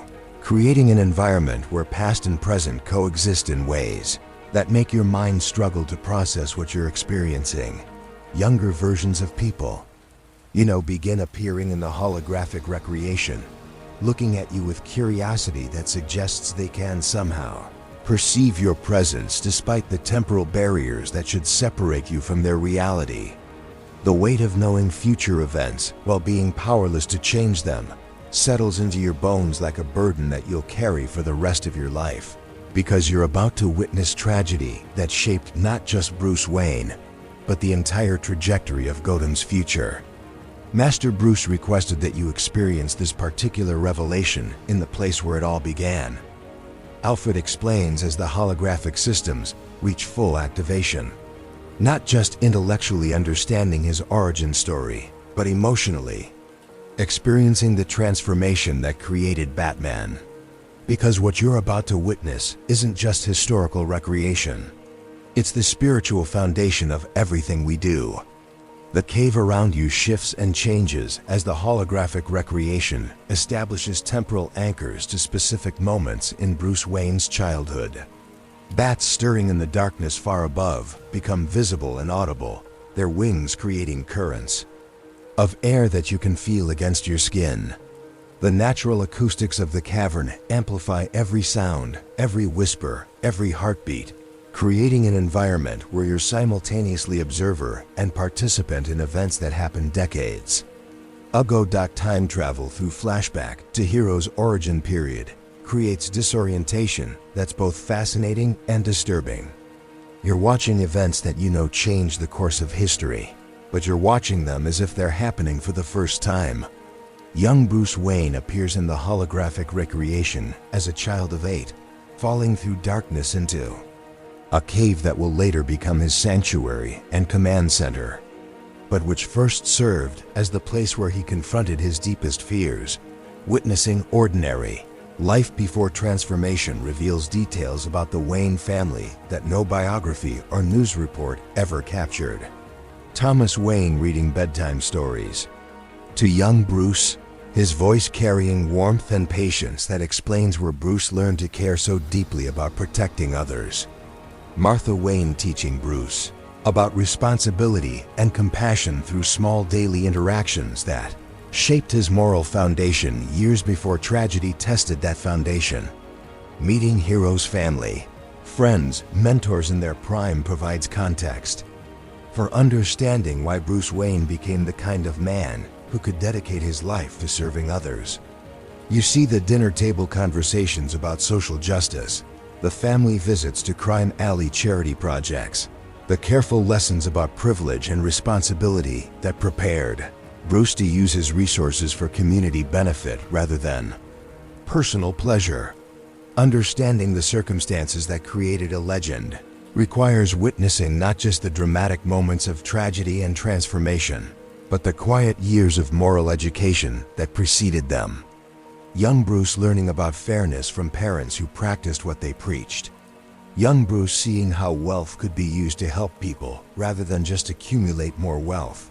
Young Bruce developing the emotional foundation that would later allow him to choose service over vengeance. Seeing seeds of greatness in mundane moments becomes a revelation about the nature of heroism itself. Heroes aren't born with special powers or dramatic destinies. They're created through thousands of small choices, daily interactions, and learned behaviors that build character one decision at a time. The Bruce Wayne who would become Batman was shaped by parents who read to him every night, who took him to help serve meals at homeless shelters, who taught him that being special meant having special responsibilities to help others. The holographic recreation shifts forward in time, approaching the pivotal night when everything changed. You're sharing a peaceful meal with Hero's family when you notice the date on the newspaper lying beside Thomas Wayne's plate. Your heart sinks as you realize it's the day before everything changes, the last normal day the Wayne family would ever experience together. Hero's innocent smile breaks your heart because you know that by tomorrow night, that innocence will be gone forever, replaced by a determination to ensure that no other child experiences what he's about to endure. Martha Wayne laughs at something, Bruce says, her voice carrying joy and love that will be silenced within 24 hours by bullets fired in crime. Alley's darkest corner. Your phone buzzes with a message from your academy friend, but in this temporal recreation, the message carries different meaning than it would in normal circumstances.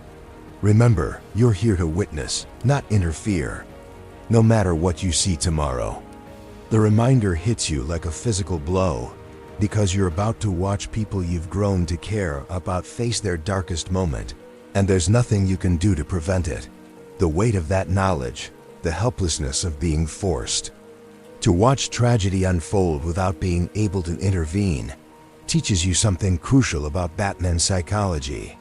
He spent over a decade trying to prevent other people from experiencing what he experienced, trying to reach every crisis before it can destroy another family, trying to be everywhere at once because he knows what it feels like to be the child who couldn't save his parents.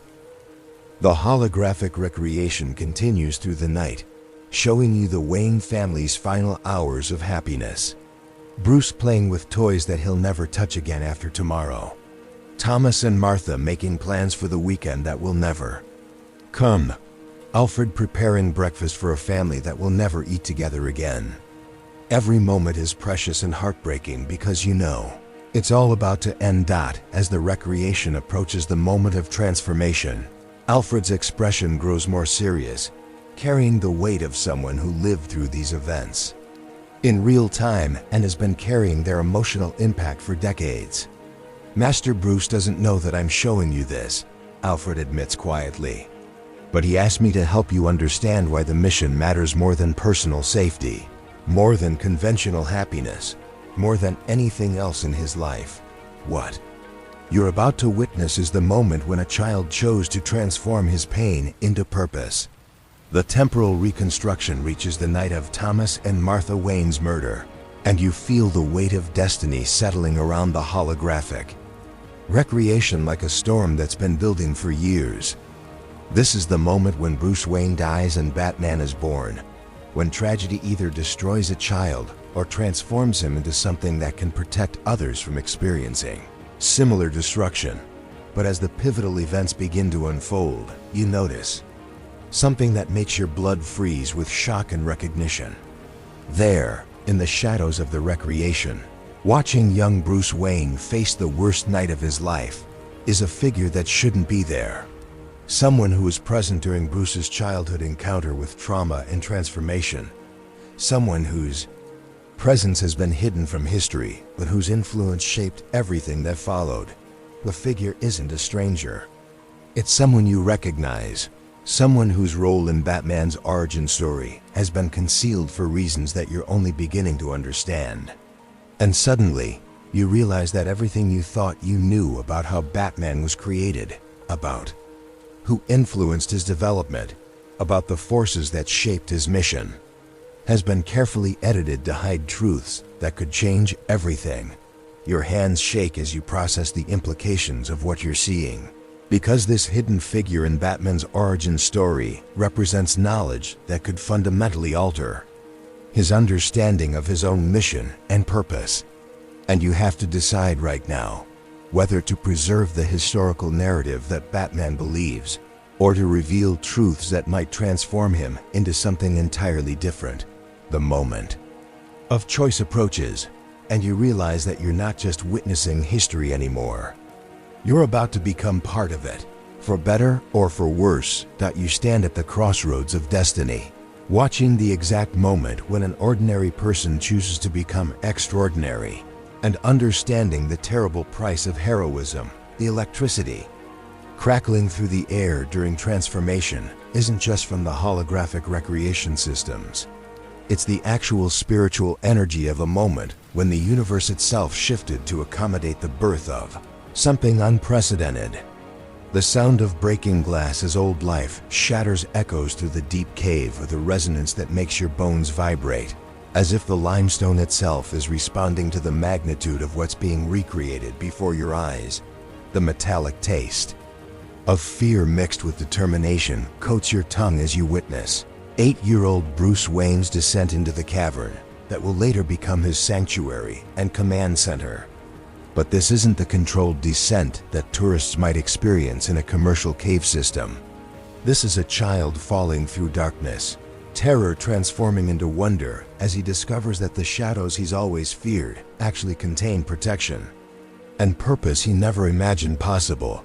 The physical sensation of power, awakening in another person, fills the cave around you with energy that makes your skin tingle and your hair stand on end. You're not just observing historical recreation. You're experiencing the actual moment when Bruce Wayne's destiny activated, when his potential for extraordinary service crystallized into certainty that would define the rest of his life and the safety of everyone who would ever live in Gotham. But the figure in the shadows, the presence that shouldn't be there according to everything you've been told about Batman's origin, becomes more distinct as the holographic recreation reaches its climax. You can see now that it's Margaret Thorne, decades younger but unmistakably the same woman who revealed the conspiracy behind Thomas and Martha Wayne's deaths.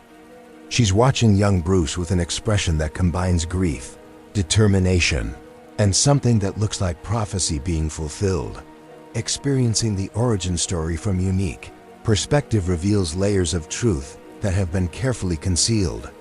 For decades, Margaret Thorne wasn't just Martha Wayne's friend who happened to survive and protect Bruce from a distance. She was present during the pivotal moments of his transformation, guiding and influencing his development in ways that shaped not just his psychology, but his entire understanding of justice, responsibility, and the proper use of power.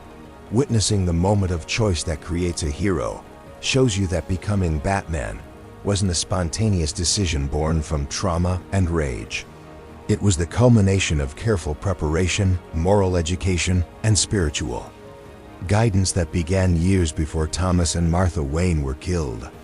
Margaret Thorne had been preparing Bruce Wayne for this destiny long before he consciously understood what that destiny would require. Understanding the full cost of transformation hits you like a physical blow as you watch 8-year-old Bruce Wayne make the choice that will define his entire life. He could have emerged from that cave as a victim, damaged and diminished by his encounter with fear and darkness. Instead, he chooses to emerge as someone who will ensure that darkness serves light, that fear becomes a tool for protecting others, that personal pain transforms into collective healing. Learning the true meaning of sacrifice through witnessing this moment teaches you that heroism isn't about having special powers or being naturally brave. It's about choosing to transform your worst experiences into strength that protects others from experiencing similar pain. Bruce Wayne didn't become Batman despite his trauma. He became Batman because he chose to alchemize that trauma into something that serves justice rather than vengeance. But as the transformative event unfolds around you in perfect holographic detail, you realize that you do have the power to change history, to prevent the conspiracy that killed Thomas and Martha Wayne from continuing their work, to save Bruce Wayne from the isolation and burden that has defined his entire adult life. The temporal recreation systems that Alfred has activated aren't just showing you the past. They're connecting you to it in ways that make intervention possible. Your hand reaches toward the recreation of young Bruce Wayne as everything hangs in the balance because Margaret Thorne's presence in that cave represents an opportunity to change everything.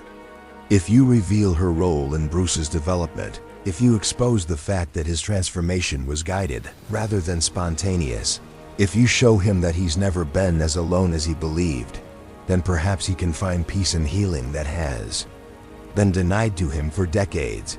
But Alfred's warning echoes in your memory. Remember, you're here to witness, not interfere. No matter what you see, the choice between preserving the timeline and changing it becomes a test of your own character, your own understanding of sacrifice and responsibility, your own willingness to let others bear burdens that you could potentially lift from their shoulders. Do you preserve the timeline that created the Batman who has saved thousands of lives? Or do you change history to give Bruce Wayne the happiness and peace he deserves? Do you maintain the isolation that drives his mission, or do you reveal the support network that has always existed but remained hidden? Do you respect the choices that others have made about how much truth he should know, or do you decide that he deserves to know everything regardless of the consequences? The moment stretches out like eternity as you struggle with the most important decision you've ever faced. Young Bruce Wayne is looking directly at you through the temporal connection, as if he can sense your presence across the decades and is waiting for you to choose his future. Margaret Thorne's expression carries both hope and fear because she knows that her secret involvement in his development could either liberate him or destroy the foundation that has made him effective. Your choice to preserve timeline, despite personal cost, becomes the defining moment of your own transformation. From student to guardian of Batman's legacy, you lower your hand, stepping back from the temporal connection, choosing to honor the decisions that others made to protect Bruce Wayne's mission, even when those decisions caused him pain. You choose to trust that his isolation, his burden, his struggle with questions that have no easy answers, are all necessary parts of what makes him effective as Gotham's protector. The holographic recreation continues as you make your choice, showing you Bruce Wayne's first steps into his new destiny. The fear that drove him into the cave becomes the foundation for courage that will protect others. The darkness that once terrified him becomes the environment where he does his most important work. The isolation that has marked his entire life becomes the sacrifice that allows him to serve others without being constrained by personal relationships or conventional obligations. Understanding how your presence throughout their story was always meant to be provides a revelation about destiny, about the interconnected nature of heroism, about the way that individual choices create ripple effects that influence entire communities and generations. You weren't brought into Batman's story by accident. You were brought in because your own transformation was necessary for the mission to continue and evolve. Learning your true role as guardian of their legacy means accepting responsibility for preserving and protecting the truth about Batman's origin, about the support networks that have always existed around him, about the community of people who've chosen to sacrifice personal safety and conventional happiness to serve something larger than themselves. You're not just part of Batman's support team. You're part of the historical record, the living memory of how heroism actually develops and sustains itself. Receiving final wisdom from Academy Friend comes through the temporal connection as a message that spans decades. True strength isn't about having all the answers or carrying all the burdens alone. True strength is about choosing to serve others, even when that service requires personal sacrifice, even when it means accepting isolation and misunderstanding, even when it means never receiving the recognition or appreciation that ordinary people take for granted. The wisdom applies not just to Bruce Wayne's choice to become Batman, but to your choice to support that mission without trying to change or improve it, according to your own understanding of what might be better for him. Personally, sometimes love means allowing people to carry the burdens they've chosen, to walk the paths they've selected, to become who they need to be rather than who we might prefer them to be. Full circle understanding hits you as you realize that your journey was always leading to this moment of choice and acceptance. Every training session with Alfred, every operation with Batman, every conversation with community members in Crime Alley, every revelation about conspiracies and corruption, all of it was preparing you to understand the nature of heroic sacrifice, and to choose whether you could accept that sacrifice in others, even when you have the power to prevent it. Peaceful resolution comes as you accept the weight of knowing truths that must be protected, secrets that must be preserved, and responsibilities that must be carried without recognition or reward. As you prepare to return to your own time, the newly transformed hero looks at you with eyes full of purpose that transcend the decades separating you. They don't know who you are yet, but somehow they understand you're a friend, an ally, someone who believes in the choice they've made. Thank you, they whisper across time and space, for believing in tomorrow. The words carry weight that encompasses not just tomorrow, but all the tomorrows that will be protected by the choice they've made tonight. Your Academy friend smiles. As temporal energy surrounds you, preparing for the return journey, ready to go home, your own students are waiting. Final revelation transforms your understanding of your entire journey. You're not just learning Batman's story or even becoming part of it. You're becoming the next Academy mentor, the next person who will guide others through the process of understanding what it means to choose service over self-interest, what it means to stand in shadows so others can walk in light, what it means to accept the burden of protecting truths that could destroy the very people they're meant to help. The temporal recreation fades as you return to the present moment in the deepest part of the Batcave, but the knowledge and wisdom you've gained will influence every decision you make for the rest of your life. You understand now why Alfred has dedicated his existence to supporting Bruce Wayne's mission, why Margaret Thorne chose to guide from shadows rather than reveal her involvement, why community members in Crime Alley choose to risk their safety to protect their protector. You understand that heroism isn't a solo performance.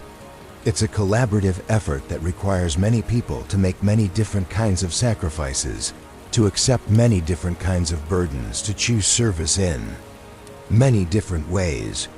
And you understand that your role isn't to be Batman, or to replace Batman, or to change Batman. Your role is to ensure that the next generation understands these truths and makes their own choices about how to serve the mission that protects everyone. Who needs protection? As you stand in the sacred space where Batman's destiny was revealed and accepted, you realize that your own destiny is just beginning. The student phase of your journey is complete. Now begins the teacher phase, the mentor phase, the guardian phase where you help others discover their own capacity for extraordinary service. And tomorrow night, when Crime Alley's Memorial Festival takes place, you'll stand with Batman not as someone who needs his protection, but as someone who provides protection for the mission that has become your shared responsibility. You'll stand as someone who has chosen to carry truths that must be preserved, secrets that must be protected, and wisdom that must be passed on to future generations of guardians. The darkness of the deep cave no longer feels threatening. It feels like coming home to a place where the real work happens, where the choices that protect the world are made, where ordinary people discover their capacity for extraordinary dedication to justice and service. Your transformation is complete, but your mission is just beginning. Your choice in that crucial moment defines not just the hero's destiny, but your own understanding of what it truly means to be responsible for others. The weight of wisdom settling into your bones feels like roots finding soil, establishing connections that will sustain you through whatever challenges lie ahead. As the temporal recreation fades and the present moment reasserts itself in the deepest chamber of the Batcave, you understand that the person who descended into this sacred space is not the same person who will emerge from it. The tears flowing down your cheeks are tears of understanding rather than sadness, recognition rather than grief. You've witnessed the birth of a legend, but more importantly, you've witnessed the moment when a child chose to transform personal tragedy into universal protection. The weight of that choice, the magnitude of that sacrifice, and the decades of isolation that followed all make sense now in ways that no briefing or training session could have conveyed. Alfred stands beside you in the limestone chamber, his expression carrying the quiet satisfaction of someone who has successfully passed on wisdom that has been carefully preserved for decades. Master Bruce asked me to bring you here not just to witness his origin, but to understand your own. The choice you just made, to preserve the timeline despite your desire to ease his burden, proves that you truly understand the nature of the sacrifice we all make in service of this mission. The sense of completion as puzzle pieces fall into place extends far beyond understanding Batman's origin story. Every conversation with community members in Crime Alley, every coordination meeting with honest cops at GCPD, every moment of trust shared with people who risk their lives to support Batman's mission, all of it connects to this moment when Bruce Wayne chose to become something larger than himself. The feeling of time itself, approving your decision, resonates through the ancient cave like a benediction. The bats stirring in the darkness above seem calmer, more settled, as if your presence in their domain has been officially sanctioned by forces that transcend normal understanding. You're not an intruder in this sacred space anymore. You're a guardian of its secrets, a protector of its purpose, a keeper of truths that must be preserved for future generations. Understanding how your presence throughout their story was always meant to be reveals the interconnected nature of heroism in ways that humble and inspire you simultaneously. Every person you've met, every relationship you've built, every trust that's been placed in you, all of it was preparing you for this moment when you would choose to accept responsibility for protecting not just Batman's mission, but the community of people who make that mission possible. Learning your true role as guardian of their legacy means accepting that your journey with Batman's family is entering a new phase. You're no longer the student who needs guidance and protection. You're becoming the mentor who will provide guidance and protection for others who are called to serve this mission.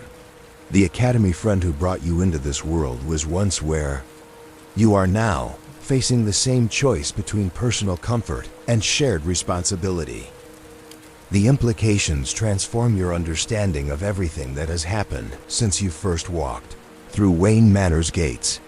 Your recruitment, your training, your gradual integration into Batman's operations, all of it was designed to prepare you for this moment when you would choose to become a leader rather than a follower, a teacher rather than a student, a guardian rather than someone who needs guarding.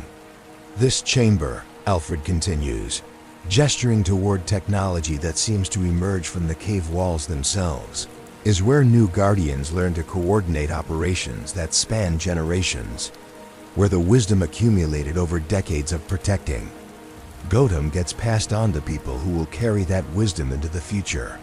The technology activates at Alfred's touch, revealing communication networks that connect to guardian organizations around the world. Cities where people have made choices similar to Bruce Wayne's, where ordinary citizens have chosen extraordinary service, where communities have organized themselves to protect the vulnerable and stand against injustice. You're not just joining Batman's mission. You're joining a global network of people who've chosen to stand in shadows, so others can walk in light. Names and faces appear on the displays, people whose stories echo Bruce Wayne's, but reflect their own unique circumstances and challenges. A former soldier in London who uses military training to protect immigrant communities from organized crime. A group of teachers in Tokyo who coordinate to identify and help children at risk from gang recruitment. A network of medical professionals in Sao Paulo who provide emergency care in neighborhoods where official services are inadequate or compromised. Each of them went through a transformation similar to what you've just experienced, Alfred explains. Each of them faced the choice between personal safety and shared responsibility. Each of them chose service over self-interest, chose to become part of something larger than individual heroism. Your secure communication device activates with a priority message from Bruce, but the content is different from any operational briefing you've received before. The Memorial Festival is proceeding as planned. Community leaders have confirmed their commitment to coordinated security operations. Alfred has briefed you on your new responsibilities. Welcome to the real family business. The message contains coordinates for a meeting location in Crime Alley, but also access codes for communication networks and intelligence databases that you've never been trusted with before. This isn't just invitation to participate in tonight's operation. This is confirmation that you've been accepted as a full partner in the mission that protects Gotham and extends far beyond its borders. Alfred's smile carries the warmth of someone who has successfully nurtured another person through the transformation from uncertain newcomer to confident guardian. Master Bruce is waiting for you at the Memorial Plaza. Not as someone who needs to give you orders or guidance, but as someone who's ready to work alongside you as an equal partner in the mission. As you prepare to leave the deepest chamber of the Batcave and return to the surface where crime alleys, Memorial Festival is creating an environment where justice can finally be served. You realize that the person ascending through these passages is fundamentally different from the person who descended into them. You're no longer someone who needs Batman's protection. You're someone who provides protection for Batman's mission. You're no longer someone who supports community safety efforts. You're someone who coordinates and leads those efforts. You're no longer someone who keeps Batman's secrets. You're someone who guards the secrets that protect everyone who needs protection.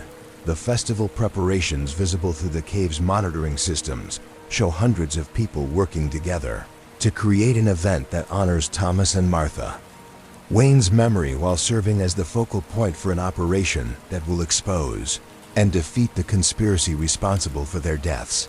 But those people aren't just civilians who need protection anymore. They're partners in a mission that belongs to all of them, allies who've chosen to stand together against threats that individual responses couldn't handle. Your communication device buzzes with updates from various team leaders coordinating different aspects of tonight's operation. Mrs. Vasquez reports that community security protocols are fully activated and functioning smoothly. Commissioner Gordon confirms that law enforcement coordination is proceeding according to plan. International allies provide intelligence about conspiracy resources and confirm readiness to support evidence gathering and arrest operations. But the most significant message comes from Margaret Thorne, whose role in Bruce Wayne's development you now understand in ways that will influence every decision you make going forward. The community is ready. Batman is ready. The mission continues because people like you choose to carry it forward. Thank you for accepting the responsibility that makes heroism possible.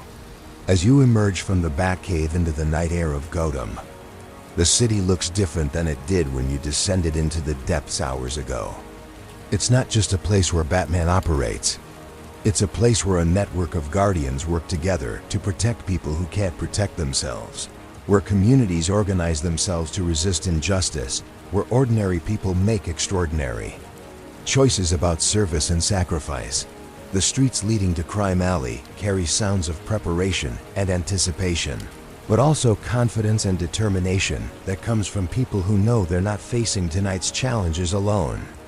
Music and laughter from festival preparations mix with the more serious sounds of security coordination and threat assessment, creating an atmosphere that's both celebratory and focused. Batman meets you at the Memorial Plaza, but his greeting isn't the formal briefing you might have expected. It's the warm welcome of someone who recognizes a peer, an equal, a partner whose contribution to the mission is valued and necessary. Ready for your first operation as a full partner? He asks, and the question carries acknowledgement that your role has fundamentally changed. You're not supporting Batman's operation anymore. You're conducting a joint operation where your expertise, your relationships, and your judgment are equally important to success. The Memorial Festival unfolds around you as hundreds of people celebrate Thomas and Martha Wayne's legacy while simultaneously participating in an operation that will bring justice for their deaths. But what strikes you most isn't the complexity of the coordination or the significance of finally defeating the conspiracy that has threatened Gotham for decades. What strikes you is the sense of coming home to a place where you belong, to a family that values your contribution, to a mission that gives meaning to every choice you make. You're not just attending the Memorial Festival. You're helping to ensure that the values Thomas and Martha Wayne died defending continue to inspire and protect future generations. As the evening progresses and the operation unfolds exactly as planned, exposing the conspiracy and providing evidence that will lead to prosecutions and convictions, you realize that this is just the beginning of your work as a guardian rather than the culmination of your training as a student. Tomorrow, there will be new threats to assess and counter. Next week, there will be new allies to recruit and train. Next month, there will be new communities to organize and protect. The mission doesn't end with tonight's victory. It continues because people like you choose to make it continue. Because the next generation of Guardians will learn from your example and make their own choices about service and sacrifice. Your transformation from uncertain newcomer to confident Guardian is complete. But your mission as someone who protects the protectors so they can protect everyone else is just beginning. And as you stand in Crime Alley's Memorial Plaza, surrounded by people who've chosen to stand together against injustice, you understand that you found not just purpose, but home. The darkness that once seemed threatening now feels like sanctuary. The shadows that once suggested danger now offer protection. The burdens that once seemed overwhelming now feel like privileges worth carrying. You are a guardian of Gotham's guardians, a protector of the mission that protects everyone who needs protection. And tomorrow, your real work begins. As you take your place beside Batman on the rooftops of Gotham, everything has changed. Not the city sprawling below you in countless points of light, but your understanding of your role as its protector. The Memorial Festival in Crime Alley has concluded with the kind of success that will be remembered for generations.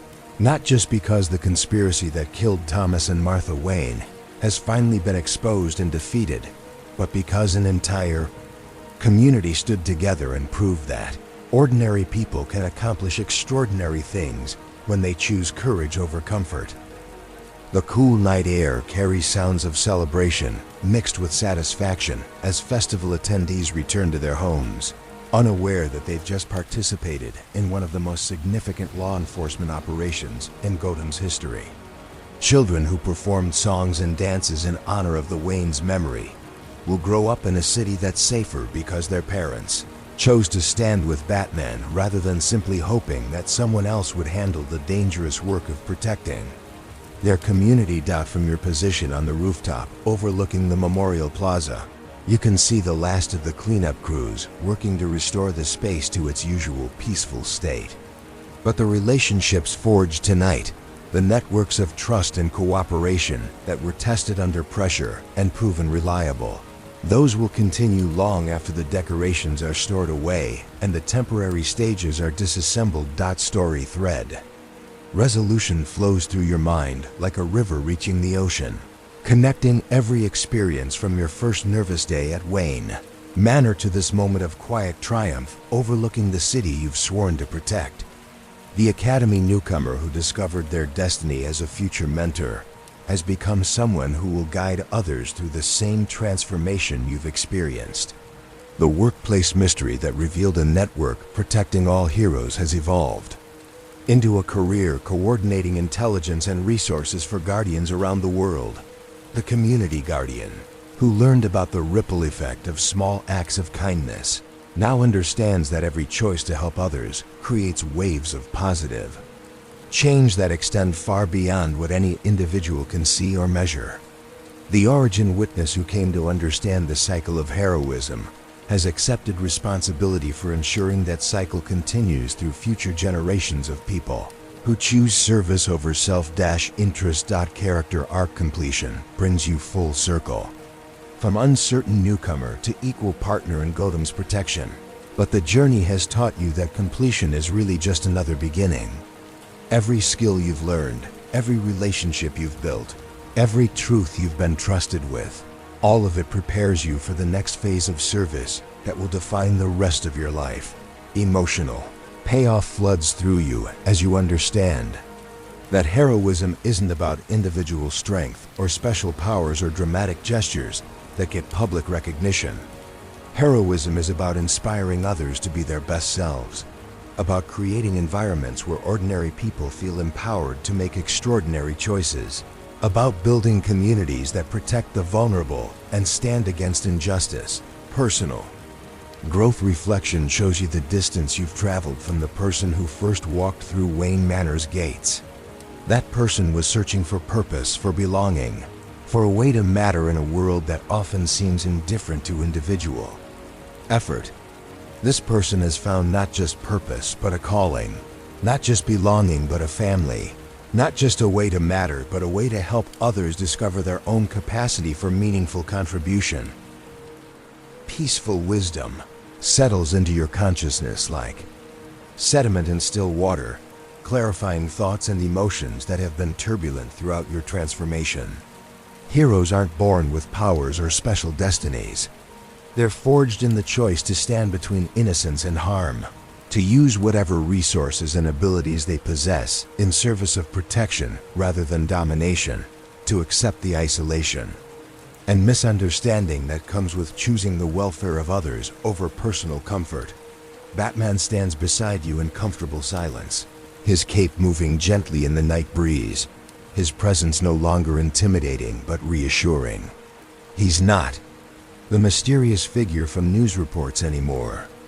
He's a colleague, a mentor, a friend whose dedication to justice has created opportunities for others to serve the same cause in their own unique ways. "What are you thinking about?" he asks, his voice carrying none of the electronic distortion that disguises it during operations. This is Bruce Wayne the person, not Batman the symbol, sharing a quiet moment with someone who's earned the right to see beyond the mask. "I'm thinking about tomorrow," you reply, and the words carry weight that encompasses not just the next day, but all the tomorrows that will be protected by the choices you've made and the relationships you've built. About the people who need help, about the allies who need coordination, about the students who need guidance. Bruce's smile is visible in the dim light reflected from the city below. "Alfred told me about your experience in the deep cave, about the choice you made to preserve the timeline despite your desire to change things. That's when I knew you truly understood what we're trying to accomplish here." The conversation that follows isn't a debriefing or a planning session. It's the kind of exchange that happens between equals who've shared difficult experiences and emerged with deeper understanding of their shared purpose. Batman talks about the early years of his mission, about the mistakes and failures that taught him as much as the successes. You share observations about community organizing and relationship building that will influence how he approaches civilian cooperation in the future. Sleep transition begins as the night deepens and Gotham settles into the peaceful rhythm that comes when people know they're protected. Gentle sounds of the city at rest, distant traffic diminishing to occasional whispers, the soft hum of air conditioning units and the occasional laugh from late-night pedestrians all create a lullaby that speaks of safety and security, the sense of continuity and eternal hope that flows through these sounds reminds you that the work you've chosen doesn't end with individual operations or personal achievements. It continues because each generation of guardians trains the next, because the values that motivate service and sacrifice get passed down through communities that choose to embody those values, because hope is something that must be actively maintained through daily choices and consistent action. Comfort in knowing the cycle continues brings peace that you've never experienced before. You're not just part of Batman's mission anymore. You're part of a tradition that extends backward through history to every person who's ever chosen to stand up for others, and forward through the future to every person who will make similar choices in circumstances you can't yet imagine. Your own students will one day have this same journey, will face their own moments of choice between safety and service, will discover their own capacity for extraordinary dedication to protecting others. Some will choose differently than you chose, and that's appropriate because the mission needs people with different skills and different approaches. But some will choose service, and your example will help them understand what that choice means and what it requires. That final wisdom emerges from the depths of your experience like spring water from underground sources. Rest now, guardian of Gotham. The city sleeps safely because you choose to watch over it. The words apply not just to you, but to everyone who's made similar choices, everyone who stands guard while others sleep, everyone who chooses the burden Of responsibility because that burden protects people who can't protect themselves. Soft subscribe. Reminder drifts through your consciousness without breaking the peaceful mood. If tonight's journey through Gotham's shadows brought you peace, consider joining our League of Digital Night Watchers, the community of people who understand that some stories are more than entertainment, that some purposes are worth the sacrifice. They require that some families are formed by choice rather than blood.